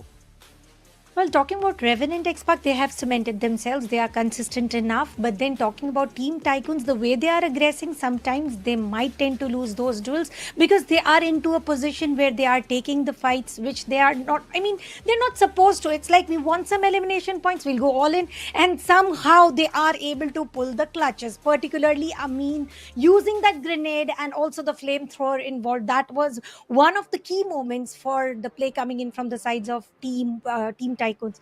There's one more team, Jaunty Gaming and Vincent. What a play coming in from side of Vincent. But this is the next map, Crips. And let's talk about the teams to watch out for. Yep. Going into the next map of Nextera, Jaunty Gaming is the obvious contender. Not withholding the fact that they just won a booyah in the previous game, Nextera is their playground. Not only in the Battle Royale mode where they have 2 booyahs and 90-minute eliminations, but also in the Clash Squad mode where Jaunty Gaming did not lose a single round against Vasista Esports and Godlike. They were undefeated in the Clash Squad mode of Nextera, and they are also uncontested in the Battle Royale mode of this map. All stats indicate that this is gonna be a double booyah from Jaunty Gaming, but OnePlus God's Reign and NG Pros might have something to say about that. Well, let's see what's that say, because it is more of action than of words, and their guns will talk better than what we will. But right now, if we talk about the map of Nextera, these are the preferred drop spots. Intellect Center, totally owned by Team SHUL. Now, I have noticed something about Team SHUL. They do not drop. They are following exact footsteps of Team Total Gaming. They are dodging their own drop points. And now talking about Farmtopia to be owned by IQ Reckoning. And look at Zipway. That is the location which is looking highly contested, highly populated. And I do believe that is the point where we might get to see some early eliminations. Ooh, yeah. Zipway definitely can be quite chaotic. And it's contested by the 2 most stubborn teams, NG Pros and Team Tycoons. None of them really want to get away from this spot. Meanwhile, Mud Site is a completely different story. Both Nightmare and Genesis have no problems walking away from battles. So yeah, 2 very different storylines in Zipway and in Mud Site. I kind of want to see what happens when one of these teams get displaced.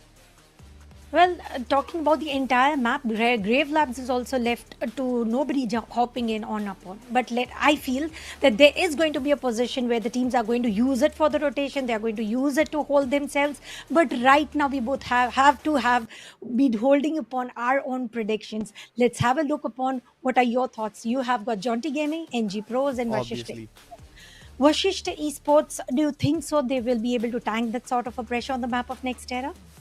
Yep, I think this is the only map where they can tank this kind of pressure. This and maybe to some extent Solara, Vasista Esports might have a good chance. But the best part about Vasista Esports is I remember seeing this one game where I think it was in the previous week where they were trapped in between OnePlus God's Reign and Reckoning. And you know that IQ Reckoning, OnePlus God's Reign, they keep on fighting each other, right? And they both were targeting Vasista Esports. They managed to slip out of that place and they get the other 2 teams to fight each other. I love the reason, I love the way how Vasista Esports were able to make those getaways in Nextera, which is why I've picked them for this map. I know it's a risky pick, and my risky pick for the previous map, I picked Genesis in Bermuda. That pick backfired for me.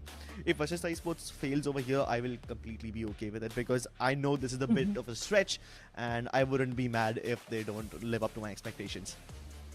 Ladies and gentlemen, now we are going to jump into the map of Nextera, where 2 teams are going to step closer towards privilege access towards the LAN. And the next map of Nextera is going to bring in a crucial point where there's no looking back for teams like Revenant X-Pac. If they are performing very well, and if they are underperforming, still they hold a strong grounds. And the drop points, well, they are to be followed by Team SHUL. They are following what they mentioned. Yeah, SHUL never really drop away from Intellect Center.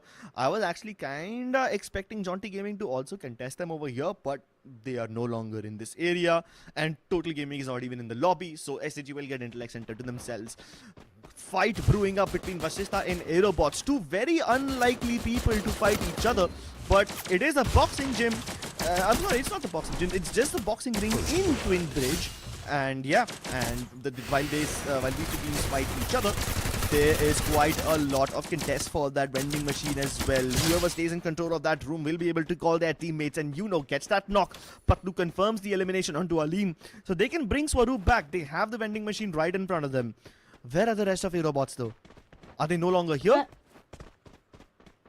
Well, your risky pick has already started playing so good. They are the first one to get 3 eliminations on their name, the highest eliminators into overall leaderboard by far. Sure, it is just the start.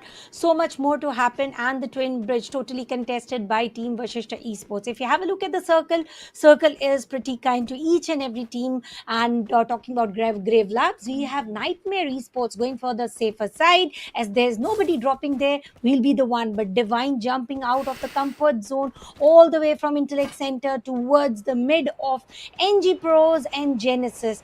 It is for the information purpose, I believe, because there's no reason for solo player to just jump out of the comfort zone, and one by one, to which the players are also trying to make a move, and Swaroop will hunt the player down, the last man standing from Vasishta Esports, Aerobots Esports and Vasishta, nailing it. Damn. I mean, I knew Vasistha will play well, but I didn't expect him to play this well. Meanwhile, Revenant X-Pac in a bit of danger. Luis loses his ride, and now he's stranded. Can't call Anubo for help. He's gonna have to run to safety. Run, boy, run! You can't escape Ninja. Ronit gets the elimination, and Ninja, another point for him. IQ Reckoning off to a good start. But Revenant X-Pac aren't in too much danger. Wulbin can obviously revive him once more. Meanwhile, NG Pros have something to prove here. They have a bone to pick with Godlike. And these guys are actually fighting quite heavily now. I thought this was just another, bot shot affair. But NG Pros have been completely eliminated. Yeah, that was a bit too much. I did not expect NG Pros to commit this heavily to the fight. And that's a very early elimination. I had them as one of the favorites to win the game. And they're already out. Even Aerobots, for that matter, had some pretty good games in Bermuda as well as Kalahari, but now they're just nowhere to be found. Yeah, definitely a shift in pace for the lobby. Ronit in a bit of danger. Wolvin invades that Chrono Shield, gets the knock, and picks his teammate back up again. He can see Sohan climbing from above. Drops down straight into the crosses of Wolvin. That M590 doing wonders, and Wolvin with the second elimination.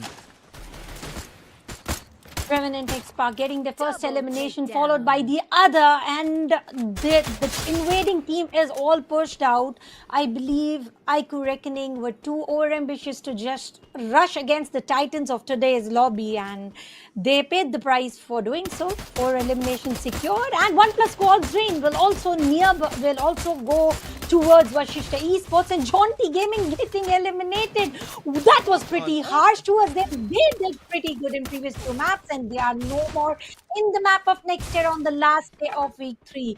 4 eliminations secured. On one side, Vasishta has Team SHUL, and with the scattered play coming in from side of 1+ Squad's Rain, they are reassembling with a strong plan against this team. Wait a second. While SHUL might be close to Vasishta Esports, they got shot down by Godlike. Godlike have 8 eliminations already. What on earth is happening to them? These guys are on fire. Team Tycoon versus Nightmare Esports. We kind of expected Nightmare Esports to be somewhat safe given their drop location, but Team Tycoon have started to hunt them down in Decker Square. Flash is alone up here.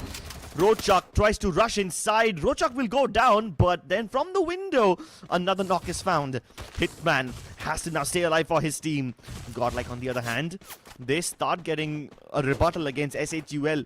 They did get an elimination onto SHUL's one member, but now SHUL are starting to fight back. They are no longer focusing on 1+ God's Reign.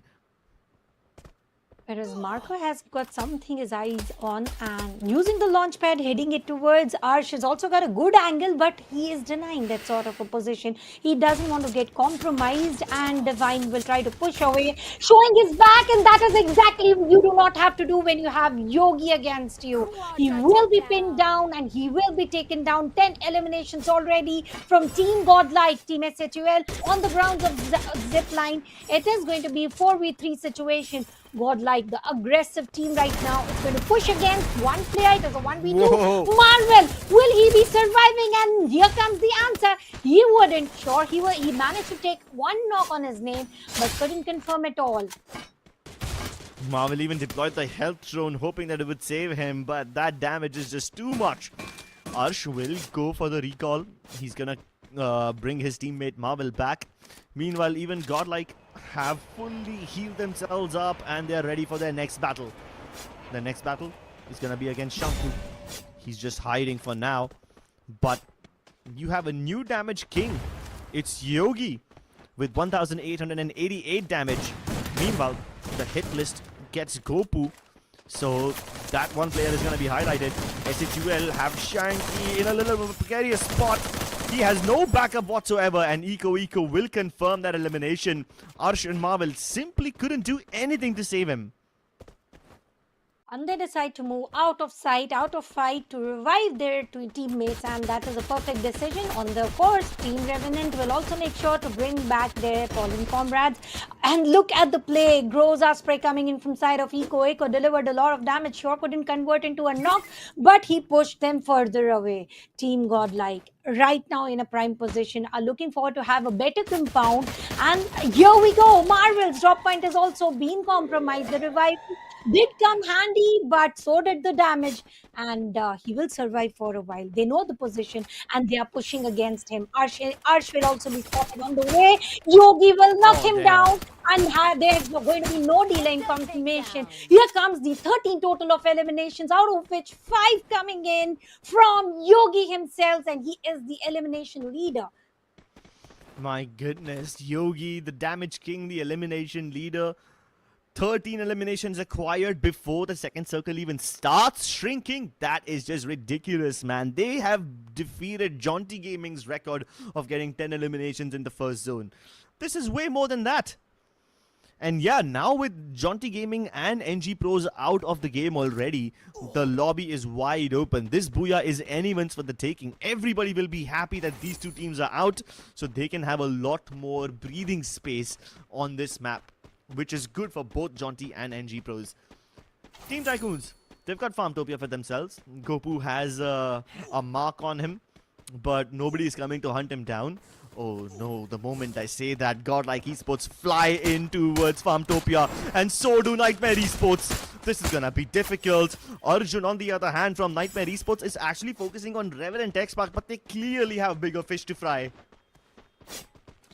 And here we go, the heights, the advantage is all in the hands of Team Godlike. They are rushing against Radhe Thakur, trying to deliver some damage with AC-80. How long can he damage? Here comes the rush. Time turner activated, and the only plan is evacuate the rooftop, just survive, because survival is the key right now. Using the launch pad and got the wings clipped. Arjun down. Will he be eliminated? And a perfect angle to heal himself up. Couldn't save Eco. Oh, no, The spray SHUL. wouldn't stop. And here comes the interfering team. Right now it is SHUL trying to hunt down against Godlike. Now this is a revenge battle happening. A while ago it was Team Godlike pushing away Team SHUL. Now in the mix of the fight, Team SHUL interfering very wisely and very strongly, where their eyes are on different team and they are hitting the backs. Oh my god, Radhe Thakur, even though he doesn't have any angles from below, he's making life very difficult for Godlike. But Kid 26 gets knocked, and that is a bit of a problem. Godlike Nancy steals that elimination away. Keep in mind, Team Tycoons knocked him, but Nancy gets the elimination. So Godlike are up at 15 now. No matter what happens to Godlike now, this is still going to be a banger of a game from them. But they are now going in for the full finish against Nightmare Esports. Rochak holds his own, gets the elimination onto Amin. I mean, was one of the most dangerous players in Bermuda. But now that he's out, Nightmare Esports might just survive this. They've just alleviated a little bit of pressure off of their shoulders.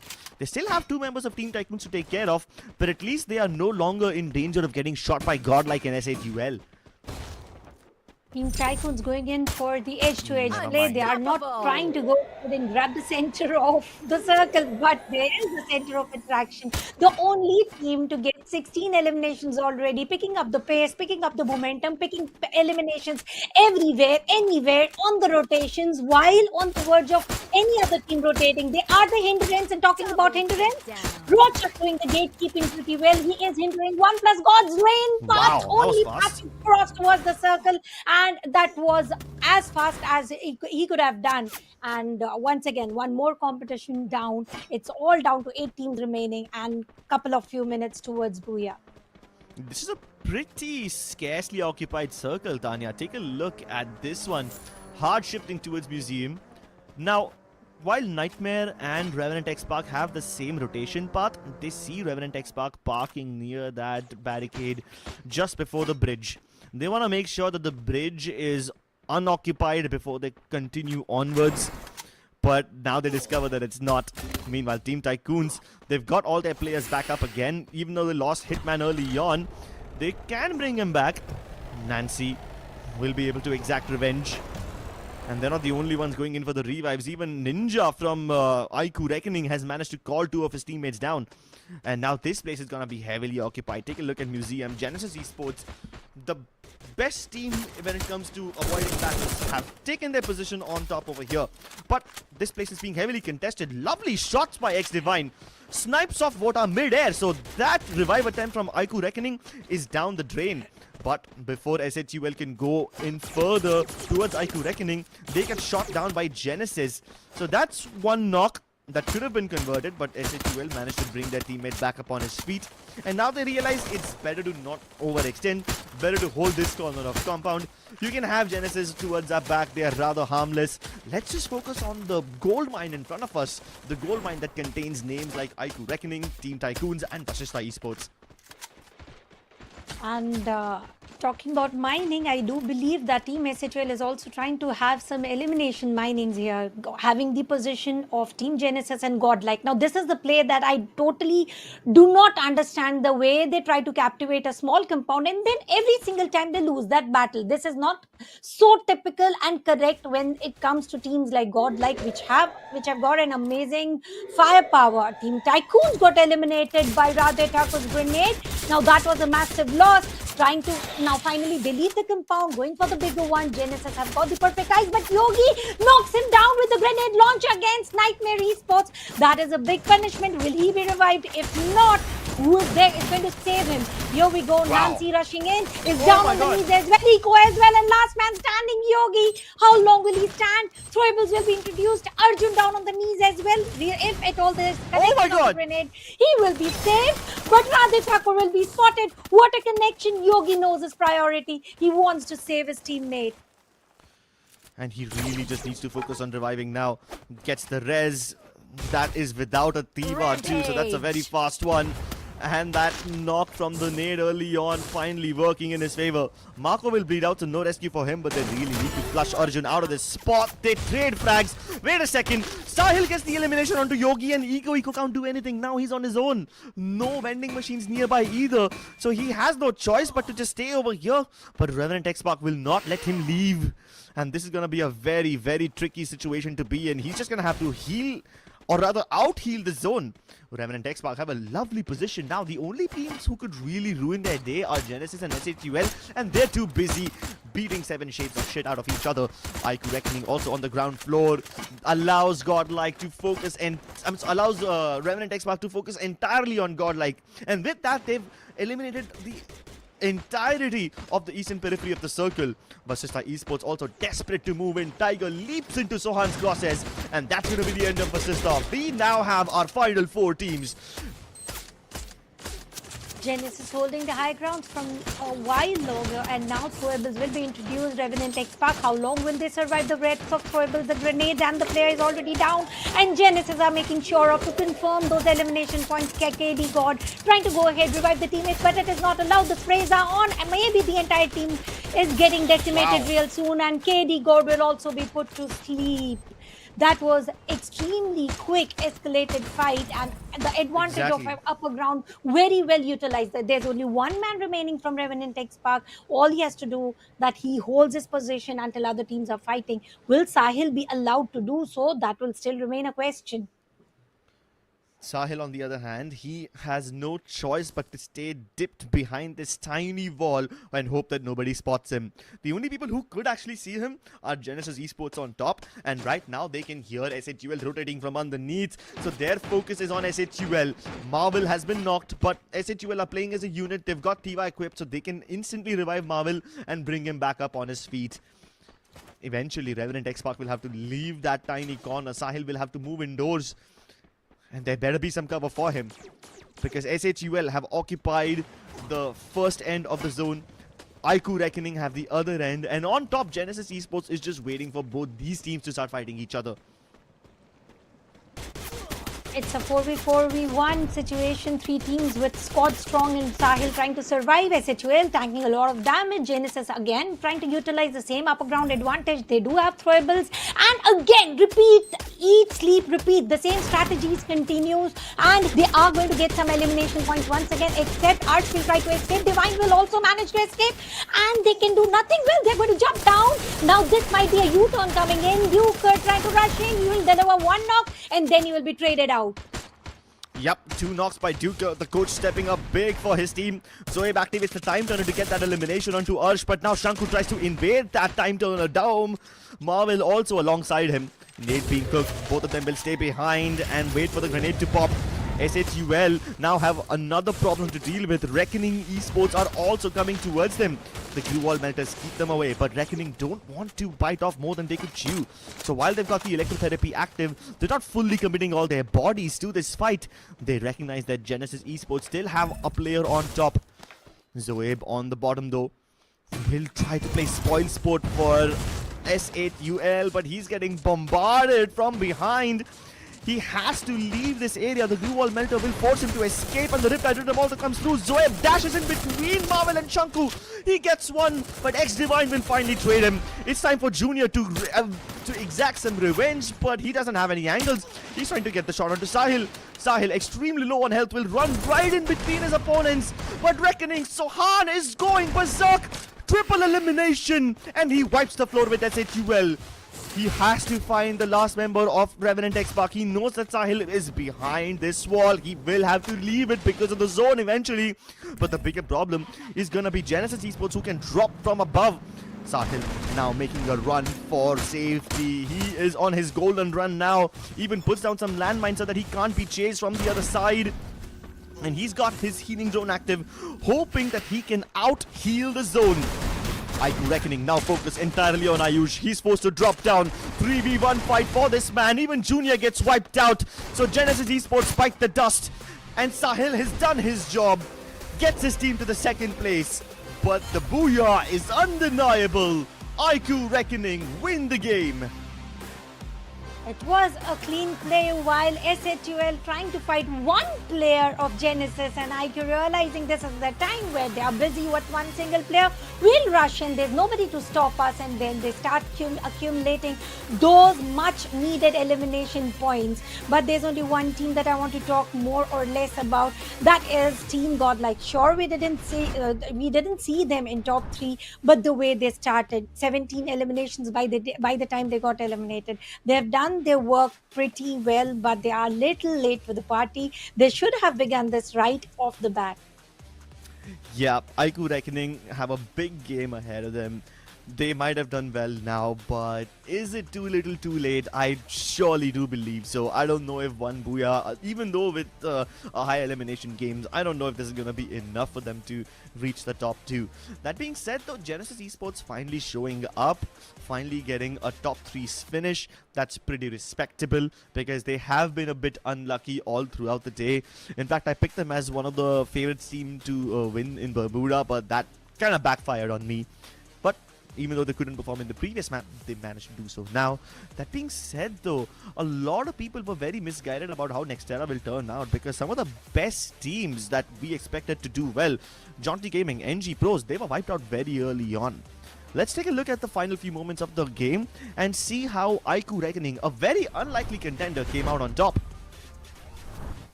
The team SHL busy fighting one solo player, Zoeb, and that is exactly where the push from Reckoning joined in the force, and there was no way they could have rushed out. Not even Time Turner could have saved them, and team SHL getting eliminated, followed with which we did see Ronat giving a good, obviously a harsh time to Genesis, and then it was all about IQ Reckoning. Finally, Sohan, Ninja, Ronat and Vota bringing in with whatever brought them towards league stages. And let's also talk about Ronit with that perfect spray against Genesis. He managed to get 3 eliminations on his name. Yeah, that was a big one for IQ Reckoning. That being said, they still don't have the highest number of points. With only 11 eliminations, they finished second at 23rd. Godlike Esports with 19 eliminations have a massive game and they take 24 points for themselves. I don't know if this will help them get into the top 2, but certainly they will be in the top 5 with this one. Revenant X-Spark though solidify their position at the top even further with a 20 bomber. That should firmly keep them at the top spot because all the teams who were busy chasing them, teams like Team Tycoons, Jaunty Gaming, they were eliminated with 4 points and 2 points respectively. That will actually open up the path for Nightmare Esports and SHUL because they both have 15 points each. Well, talking about the path, there is a long path cleared. If at all Team Tycoons underperform, that is where the IQ Reckoning, Aerobots, Team SHL, Godlike Esports are going to build in an opportunity to go towards top 2 position. But right now, who's the MVP? And there's no one but Sohan with 4 eliminations and 1695 worth of damage, 5 assists. Cassie being coming into the action, J Beebs for the EP recovery, and then Thiva. Immediate instant revivals were taking place because of it, followed with which we do see Olivia, and then comes AC80. Sure, they did not start so strong, but they made sure to survive as a squad until the end, and that is exactly where they managed to pull off this booyah. Well, on paper or on the records, Genesis had stronger hands, but then IQ Reckoning converted it to their name. Yup. You also have to give credit where it's due to Ninja because he was the one who survived for IQ Reckoning and managed to recall all his teammates. And even though he's the dedicated sniper of the team, he did quite a lot in this game by acting as the dedicated support guy. He basically kept his team alive, and as you can see in this ability little square, there is no dedicated support guy in the team. Ninja's the sniper, you've got a Grenadier, Vota and Sohan as the rushers, so that's pretty cool. That being said though, not a lot of stealth, not a lot of survivability in the characters that they've picked up, except for maybe Thiva and J Beebs on Sohan along with the Cassie. So that electrotherapy is going to keep his teammates alive. We rarely see any rushers picking up like multiple healing abilities, but Sohan is that guy and he keeps his teammates alive and he deals a lot of damage, has the highest damage, 1695. Sure, we do not see so many eliminations because they're private. The number one motive was to grab the booyah, to grab those placement points, that title of booyah, and show their presence, which they have done entirely, with which they are in top 3 or top 4. That is my calculations, I do believe, and that might help them to qualify towards top 2. Having said that, the team on number 2 position has to play bad. That is their requirement. Ladies and gentlemen, we are heading for a short break. We'll see you on the other side real soon.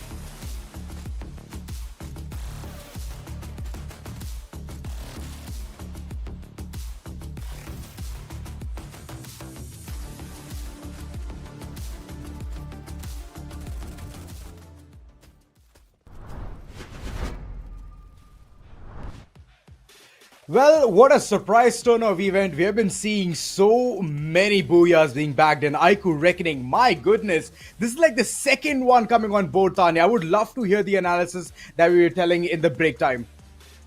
Well, whatever happened is Team IQ Reckoning is now in top 4 and they are in a race towards top 2. And the next map is going to be Solara. We know Reckoning definitely outperformed several teams in the lobby today. And what are the teams to watch out for? IQ Reckoning on the number 1 position. And this is exactly what I was talking about. They are very good on map of Solara, followed with which NG Pros. Then comes Team Tycoons. Now the fight is between IQ Reckoning and Team Tycoons. Both of them are fighting for the position 2. Team Tycoons have to be resistive enough to not go down, and IQ Reckoning have to create a strategy where they stretch themselves to whatever length they have to get that position 2, to have those privileges of going towards grand final. Let's talk about the drop spots of a map of Solara. Well, true. It's going to be a heavy contestation coming in from 4 teams. So I'm hoping that they can go ahead and dish it out at the beginning itself, as there can be some opportunities for third parties. But yeah, like you rightly mentioned, I would really add some points upon this entire topic, where Team Tycoons, they're also one of the teams to go ahead and watch out for in this particular map alongside IQ Reckoning. IQ Reckoning, they've played all the cards so right. They just knew that they had to get at least 2 booyahs, and they received it. Now this is the third map where they have to just stop Team Tycoons on their tracks. That's it. That's the best they need to do. 4 people. That's take care of them, and you have for sure going to be securing that 1 spot towards the second podium. So I'm just so excited, to go ahead and see how well things can keep rolling forward for such teams.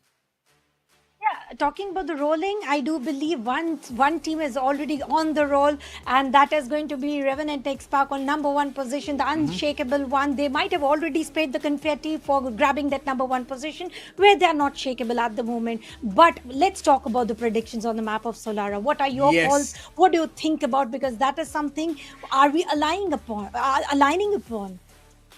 Well, I know for a fact that SHUL, they're still waiting for their booyah. Even in the previous game, they could not dish out all the damages dealt upon them. Moreover, they had the control towards the vending machine as well. Still not able to capitalize for sure, will sting them. So I hope that in the game of Solara, they can go ahead and capitalize that. Revenant X Park, they've been playing superb since the beginning alongside Jaunty Gaming. Jaunty Gaming, they're still stuck up with 7th position. So I'd love to see how well they can cope up. They need copium right about now. And I would love to hear from your end, Tanya. Well, Godlike, the previous map of Godlike was just amazing. 17 eliminations, sure not closing towards top 3, but they did everything they could. So I do believe they have that consistency. Talking about Genesis, in the previous map again, they had the best of position. Sure, rushing something was not supposed to be done, but they were the blessing in disguise for Team IQ Reckoning to take down the only competitors in that particular vicinity, which was Team SHUL. With that, they were able to get the booyah and are within the race of top 2, and let's see who is going to win the race, because it's the final lap, ladies and gentlemen, about who grabbed 2 golden tickets for the LAN. And this is TEZ FFMIC India Cup 2025 week 3, day 3 of league stages, and day 2 for Battle Royale. The map of Solara is going to bring a lot of good endings towards several teams. Oh, good or bad, it's yet to be decided, but this flight path, it's gonna go ahead and dictate a lot of rotations. I can see Delta Isle being contested from the likes of NG Pros. They would love to go ahead and get those loots and instantly skedaddle the way towards Windmill. And that's the first fight they can go ahead and initiate, as slowly but surely teams are heading towards TV Tower as well. IQ Reckoning being one of the prime contenders. And wait a second, what am I seeing here? Genesis, Casa Vista, one of the closest spots for Mayhem, and once they contest that area, SHUL is right beside each other.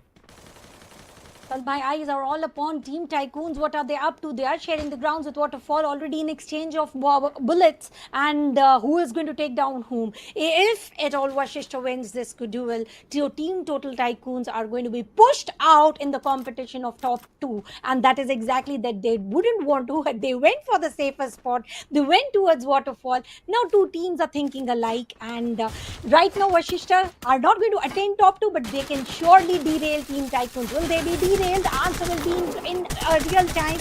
And here we go. The fight is on. Time turner will be activated. Walls deployed, and Flash will be able to shut down, and confirmation immediately. First elimination coming in from side of Team Tycoon. Team Tycoon, 66 points in total now. They're already leading the chart. Patlu right in front. That can be additional points added as Hitman. He had the high grounds. Goes ahead, capitalizes Goku OP, confirming Patlu the IGL. This is big. Team Tycoons, if this is the kind of pace that they want to go ahead and keep moving forward in the map of Solara, then I believe that they can easily go ahead and even attain the #1 position. Revenant X Spark can be contested if this is the case. Nightmare, they're slowly but surely closing in those gaps, understanding what's happening, and if provided, they can even go ahead, take those fights against two teams who are currently going ahead, dishing it out towards Waterfall.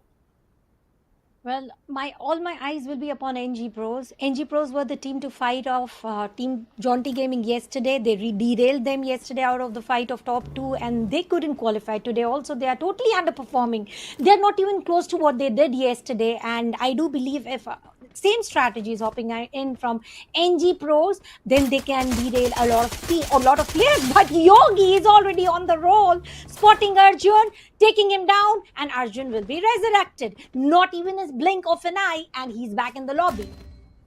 Oh, Nancy! It's Radha Thakur doing the heavy deed now. That one player who's thought that it's gonna be all clear, and Radha Thakur has taken care of him. Nobody is gonna push forward. Godlike. So far, they have to go ahead and find yet another vending machine to bring that fourth player back into the picture. Divine, on the other end, is still taking a big brunt force approach. And wait a second, they want to fight it out? Alright, I respect your choice. Godlike. They're itching to take this fight against Nightmare, and Nightmare clearly not the ones to go ahead and take a fight against. They have confidence, they have the momentum as well. Moreover, the gameplay has changed day and night. Radha Thakur on the other corner, he's been heavily provoked. But what will he do in the nick of the time? He's going to jump out of the watchtower. The throwables are here.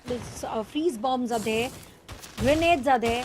Flamethrowers are there. Still he's holding the watchtower. What is this man build of? And here we go. Marco Spot is taken down and will be eliminated. Yes, he will be. The elimination points will be secured, and Nightmare Esports will bring back 2 downed players. And while that is happening, Radha Thakur will be spotted by Eco and will turn him into pieces because he used the shotgun right on the face, and 12 teams intact. Now this is one of the tightest map I've seen, not even a single team elimination, and how progressively they are working towards making sure of that 4 players should remain intact no matter what. Each team is captivating one vending machine. Good presence of mind. 1+ God's Rain. They're right around the corner. Nancy, I believe he's going to be the bait. And the switch is already done. The rotation being called in from the likes of Godlike. And that's the kind of rotation that they were looking for. 1+ God's Rain. So far, they are trying to chase their arch nemesis. Both the gods clashing it out.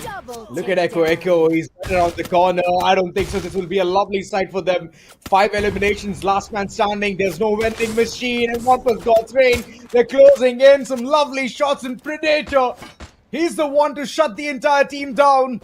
That's a big loss. And from here on, they've already sealed their fate.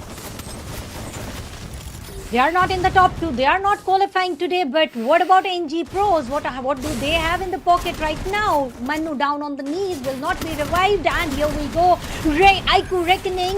Ninja is down for sure. But Ronis has got his own plans. You will make sure to confirm those down players. 4 players intact. And NG Pros decimated under 30 seconds. NG Pros were the one who provoked Aiku Reckoning. And Aiku Reckoning did exactly what they had to do to bring in whatever the firepower that was necessary to shut down team in the NG Pros. But look at Jaunty Gaming. This time they're fighting up against Genesis. Oh, there was a serious call. Destroyed in seconds. This would have for sure made the cut. The entire team crumbled like a cookie. Now looking forward, Genesis, they are having a very aggressive stance. Nades all across, some rotations being called in, and through all of that, Duker, he's trying to take the lead, he's trying to take the charge as Ginotra. He has a perfect flank angle. From here on, things are going to get very deadly. Genesis, they need to get every single calculations out there. It isn't like a 2-2 situation. They need to be 4 times ahead throughout, and Ginotra for sure has been taken down. On the other end, there are some exchanges coming through. Zoeb, he's been taken care of, but there's going to be an instant revival given. Genesis, they're playing this entire fight to perfection against Jaunty Gaming. That's lovely. Vincent called in 2 more players. They are back in the lobby. It's a 3v4 situation, except Team Jaunty Gaming doesn't have much of loot to give a good fight. Uzi is all that he has to fight up with. Use the blue wall and trying to reunite with his teammate. Throwables will be there. Flash freeze, tanked a lot of damage. 3 health kits for sure, but then comes the launch pad. He evades this battle, and this is the prime need to escape, and he did it right. But what is Ayush up to? Is he going to go follow the launch pad, shut him down? No, they're not chasing anyone. And the tracks being used by Team SHUL to dodge this fight against Vashishta Esports. Oh, wow. Oscar Dash to go ahead and give the revival. That's lovely. Showcases a lot of team coordination. Arjun on the other end doing the heavy lifting, getting those knocks onto Vashishta. Vashishta, well, they're on a hot streak, getting those eliminations. Nightmare. They need to perform, at least go ahead and stop the enemies in the tracks of it, getting the second or the first position. And it's all down to them, how well they can perform. Tiger on the other end taken care of, but he can easily be revived as well. There comes the revival. Swaroop being shot upon constantly. Tiger goes down again. Those Raphael shots are taking him down again and again, and the HP, it's slowly depleting. Tiger, he's yet to be confirmed, and look at the way Kid is just approaching the vicinity. Double takedown. Nightmare Esports, 6 eliminations strong. SHL approaching them with the best of speed. They do have a handy vending machine, and also the revival tower is being used. Now Arjun revived Radhe Thakur immediately. He is back in the lobby. Team Tycoons are up against Reckoning Esports, IQ Reckoning, and Gopu down on the knee. Shotguns from both the end, and Vashishta on the course will be eliminated. But right now, what I'm more concerned about, will IQ Reckoning be eliminated? Because they are in a tough competition.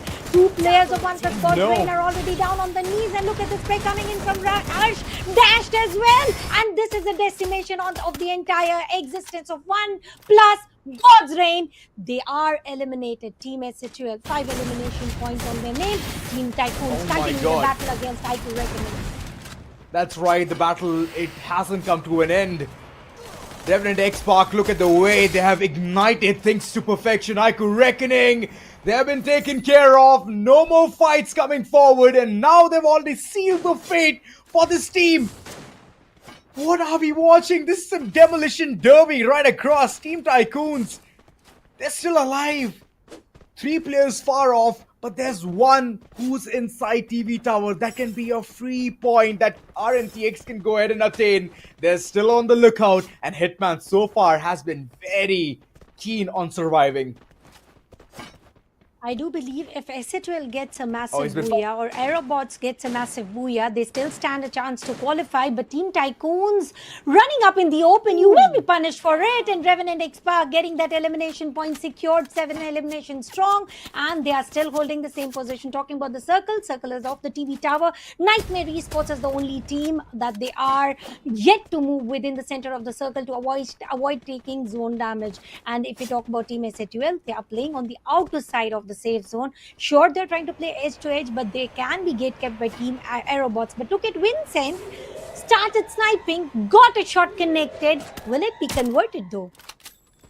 Oh wait, this is a big fight. Vincent yet again telling the opponents, meet my bullet. And once the bullet is going to be met, mass destruction will be unleashed upon Genesis Duker. What can he do? The calls need to be right. There is a flank as well. Wait, Revenant X-Park, they're taking shots against every single team. And they're trying to claim the entire territory of TV Tower. There's Revenant X-Park. Well, there is an elimination game going on right here. Genesis on the other end. they for sure have found some kind of a container to get some support, but overall they need to at least get an elimination or two, else the pressure from the likes of Jaunty Gaming will keep surmounting on their shoulders. Duker, why is he taking the entire call individually? He bites the dust and slowly Ayush also falls on the track. It's a big dominoes effect. The other two, they're inside the container. Oh wait, they're running around. Kunal on the other end gets the information, shots fired. And I don't think so Zoeb can stay alive for a longer time. There's another team waiting on the back corner. And Zoeb, he's been taken care of. The entire team is down to a mutt. And Genesis, they have been eliminated. Well, they are dropped off the station and they were fighting on the station itself. So now the train is long gone. They will be spotted next week for sure. Now we're down to the final few teams remaining, and Team SHUL, they've got the information of Team Aerobots. Hyper trying to make sure to survive, go towards the vending machine and bring back the fallen comrades. He has got the perfect timing. Does he have those tokens? That's going to be a big question, because all I see is 100 creds. 100 credits. And Aerobots. There used to be a time where Aerobots used to dominate in this map, and now look at them. The situation is not at all favoring them. It always favors the bold. I'm talking about Team Tycoons. Still fighting it out, contesting for the second spot, or at least getting the golden ticket. This is going to be a surprise entry. Shots fired onto Ginotra, and Dinocle is being utilized as well to get the additional information. Jaunty Gaming, they're on the lower ends of this entire hill, but I believe if they want to go ahead and rendezvous towards a TV tower, then they need to take a fight against SHUL and win that successfully. Else, Team Tycoons, they will slowly make their way through and engage into the third party. Are they going to engage, or will they be forced to engage? That is the question, and here comes the answer. Team Jaunty Gaming trying to disrupt Team Tycoons. Will they be successful enough? On the course, Aerobots are eliminated, and that was a long rotation coming in. Team Tycoons are looking quite strong and firm as well. As soon as I say that, Team Jaunty Gaming is struggling too hard, one after the other, are falling off, and Flash will be revived. They are aware about other positions, but for now, Team Tycoons are pretty safe. They are not having the cover of the edge, but they are trying to run towards the safe zone where one player of Jaunty Gaming should be spotted, and there is the position exposure, and that is going to help them to shut down Vincent. Team Tycoons 6 eliminations strong. Oh my god. Revenant X-Spark, good shots being fired right here, right now. 8 eliminations on their name. And looking at the way, they do not want to share any real estate from the likes of Team Tycoons. Not at all. Keep them at bay.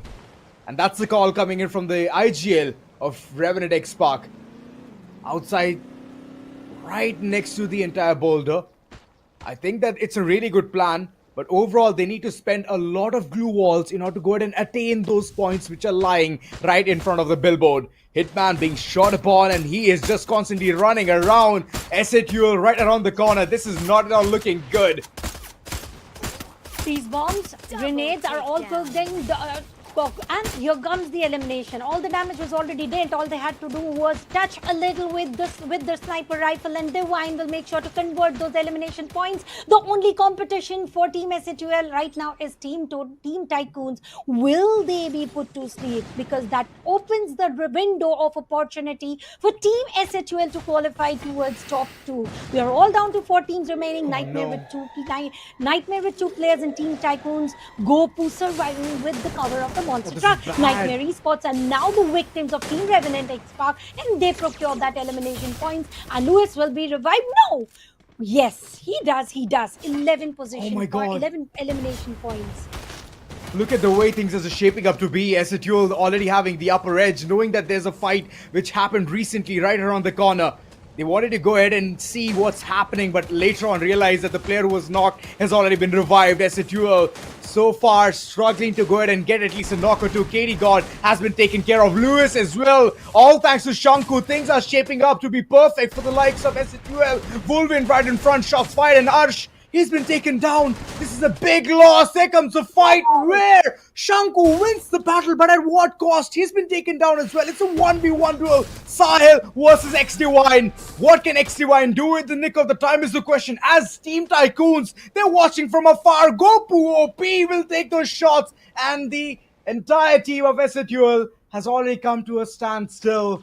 Revenant X-Park, lovely revivals coming through. 3v1 situation where Team Tycoons, this is impossible for Gopu OP to go ahead and clutch it out. Is he going to get even single elimination points? He does have cooked Good grenades, and grenades are tossed on the other side as well. And here comes the push. Sahil will be down. Shotgun and Nazan will be using the dash.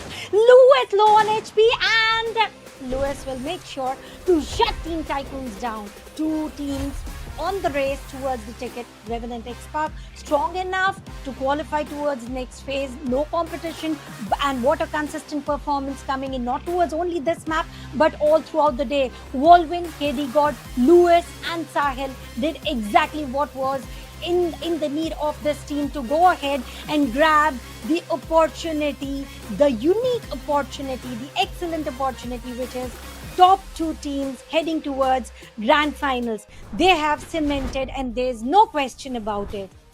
Yeah, no question asked. Moreover, good shots, good fights, all of them being won. Specifically, I was concerned when Nightmare took some shots against the entire team and one player was knocked. SATUL, they were running forward, thinking that they can at least get a player or two eliminated from the likes of Revenant X-Park, but that did not happen, Tanya. The presence of mind, the Thiva coming into the picture, and all of those passive abilities to help the entire team function, reunite, and take the fight. Overall, I was thinking that SATUL finally, the way they have reached towards the final four, top four, they could have easily received the Booyah as well. But again, Gopu OP from afar, from the likes of Team Tycoons, he was constantly taking those spot shots, and that's how you go ahead and accomplish, which is impossible. Revenant X-Park, that's what happens when you give this team the space to breathe. Gopu OP thought that he's all safe and secure. He can just get an elimination, and from there on, the entire the fate has been sealed. Yes, it's true, but he could have even competed for the number one spot. And number one spot was very tough to follow. I would have loved to watch the 1v1 between Team SATUL and Team Tycoons, who were fighting up against each other to grab that position. And sure, we do not have any numbers yet revealed yet. We are waiting for the results. But if we overall talk about the teams that who have performed incredibly well, number one definitely comes to Revenant X-Park. But if we talk about individual players, Vincent was one of the players to watch out for. What a clean connection of his sniper shots coming in from Amin. He is also able to go ahead and grab those grenade elimination points. But for now, let's have a look. How did 1v3 look, and how did they move ahead towards the Booyah? Well, it was very plain and simple. There you go, Sahil. He kept his coolness till the end. And there comes a shot on top of every single thing. SATUL being eliminated. Later on, Gopu OP, close quarter fight was absolutely demolished. Look at them flexing those biceps, making their way towards, yes, there you go. Sahil is like a couple of revives. That's how we work. KD God super happy. Wolvin, Lewis, every single one of them just giving their 100%. And I believe they kept their phones to 100% as well. The charge was on. Every single thing was working out for them. 26 total points attained from their corner.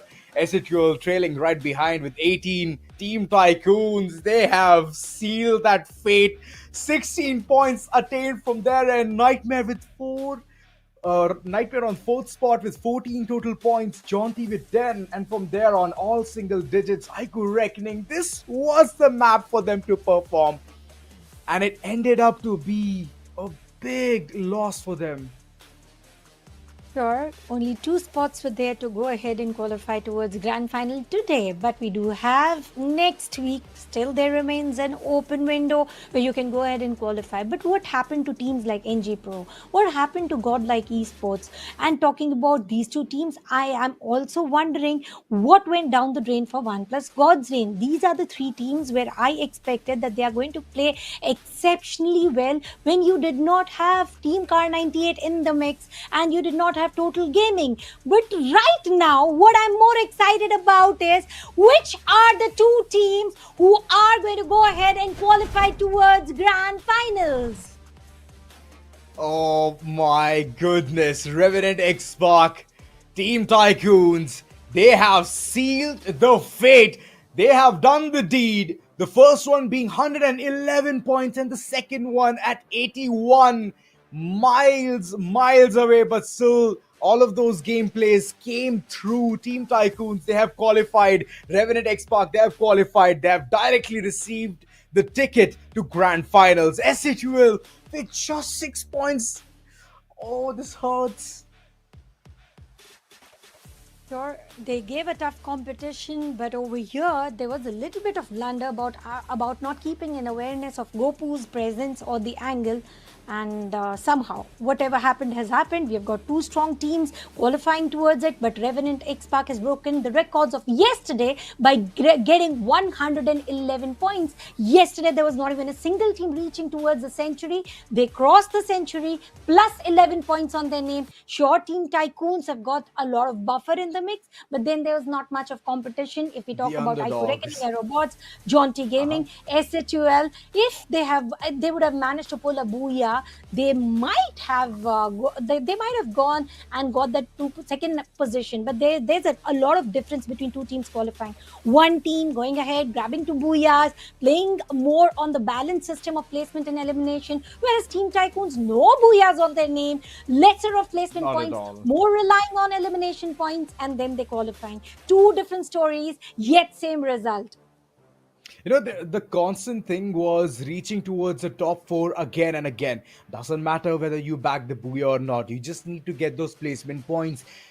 Remember, if you reach towards the second position, you get 9 total points. And that's where Revenant X-Pac, Team Tycoons, they all were banking on it. Talk about the MVP in the map of Solara, it has to be Sahil.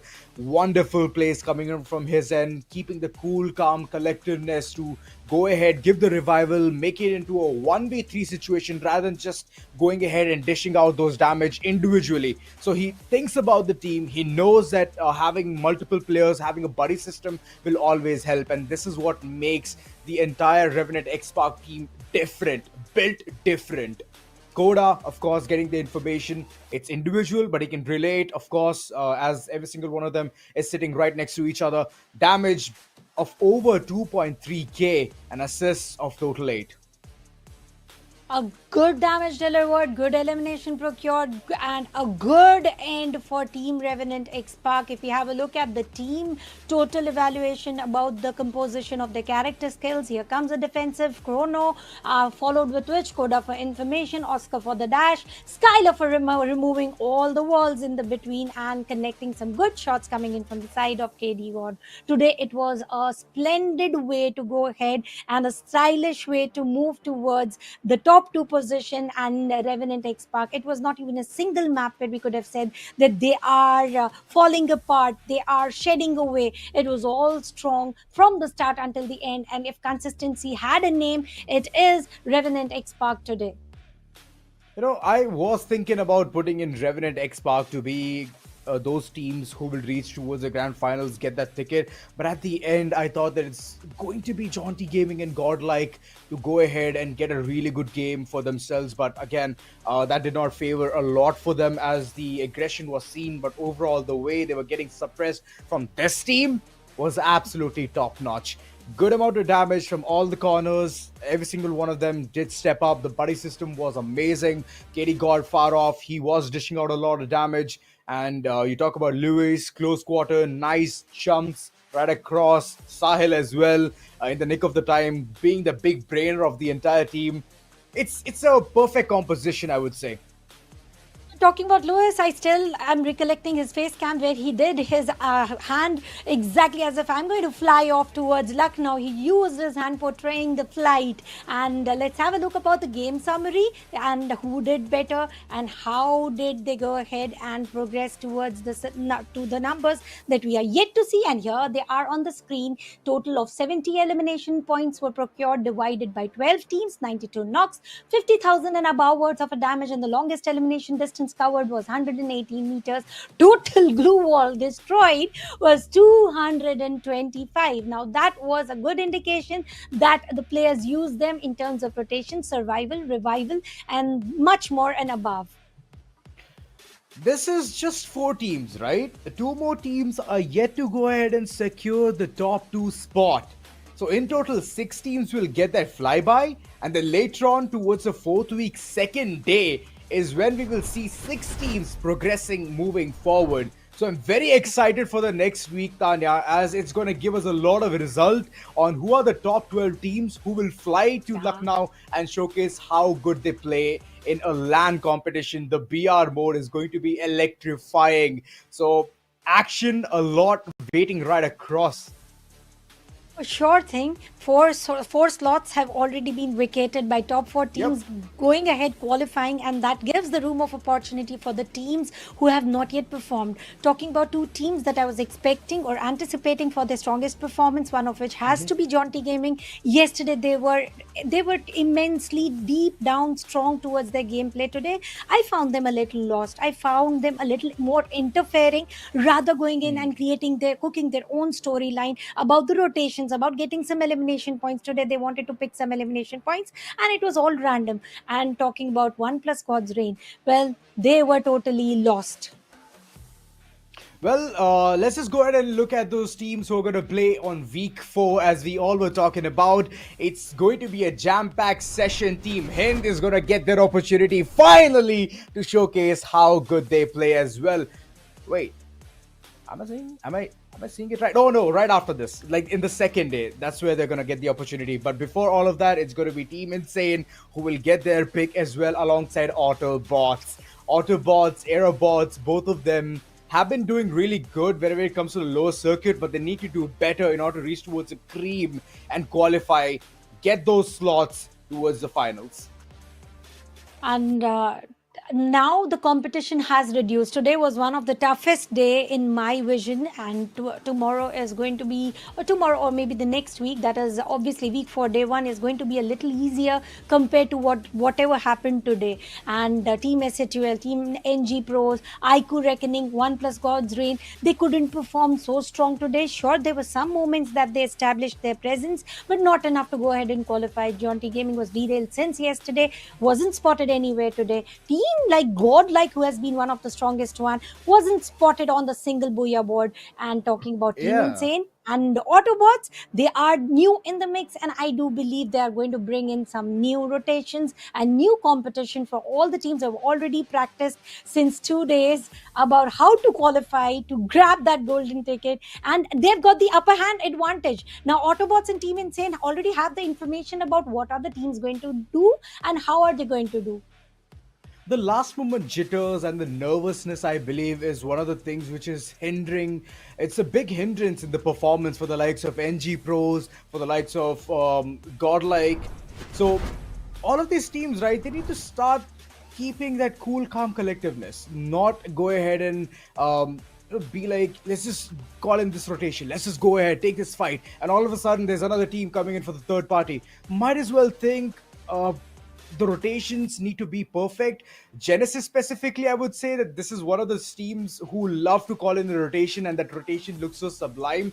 They are untethered when it comes to going in outside the circle and then slowly reaching towards their desired destination. But then at the very end, they get caught by so many teams who are just waiting right across, gatekeeping them. So yeah, teams are going to get the opportunity yet again in the 4th week, and I'm expecting them to at least make it out of the entire situation. But right now, I would definitely want to congratulate Team Revenant X-Park and Team Tycoon for paving their way. It was a tough one today. I'm sure they are going to have a sigh of peace right now for whatever they have practiced long way. Now they are not going to be participating in next week, sure. And talking about the remaining teams, ladies and gentlemen, we all are very hyped up, very ready with a lot of analysis to add up to. And talking about the teams who are going to involve newly in the mix, they've got a lot of information to play about how to take rotations, or maybe how not to take rotations, because that is exactly where some teams are crunching down.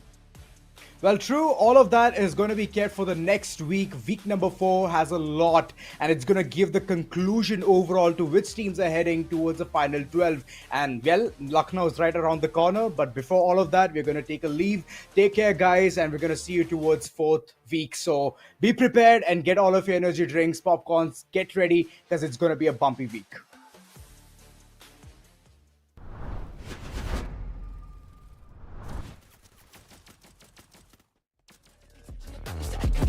Smoke up, that's in the blem. Free up the guys, then dip out the ends. Jump in the ride, then burn out the rooms. Don't stop, don't touch the boy, I'm at end. Block hoodie up for events. Skin kept close to you, plotting on them with the tits on 10. Back in the back, that's on tap, all ready to go and jump in.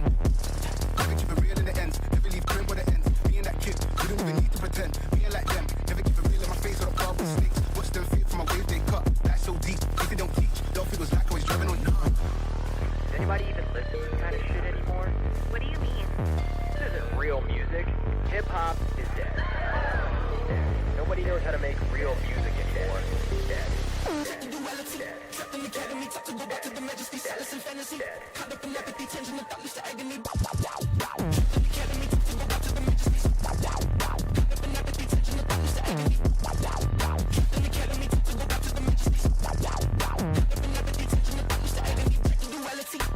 Flashback, what you got, man? Anything crack that. In and out of dolo when a new man to the boys were only when he cracked that. Man, I don't act like heads off, yeah, all of that one pack. I could be anywhere, feeling alright. To the game on the head is so mad at.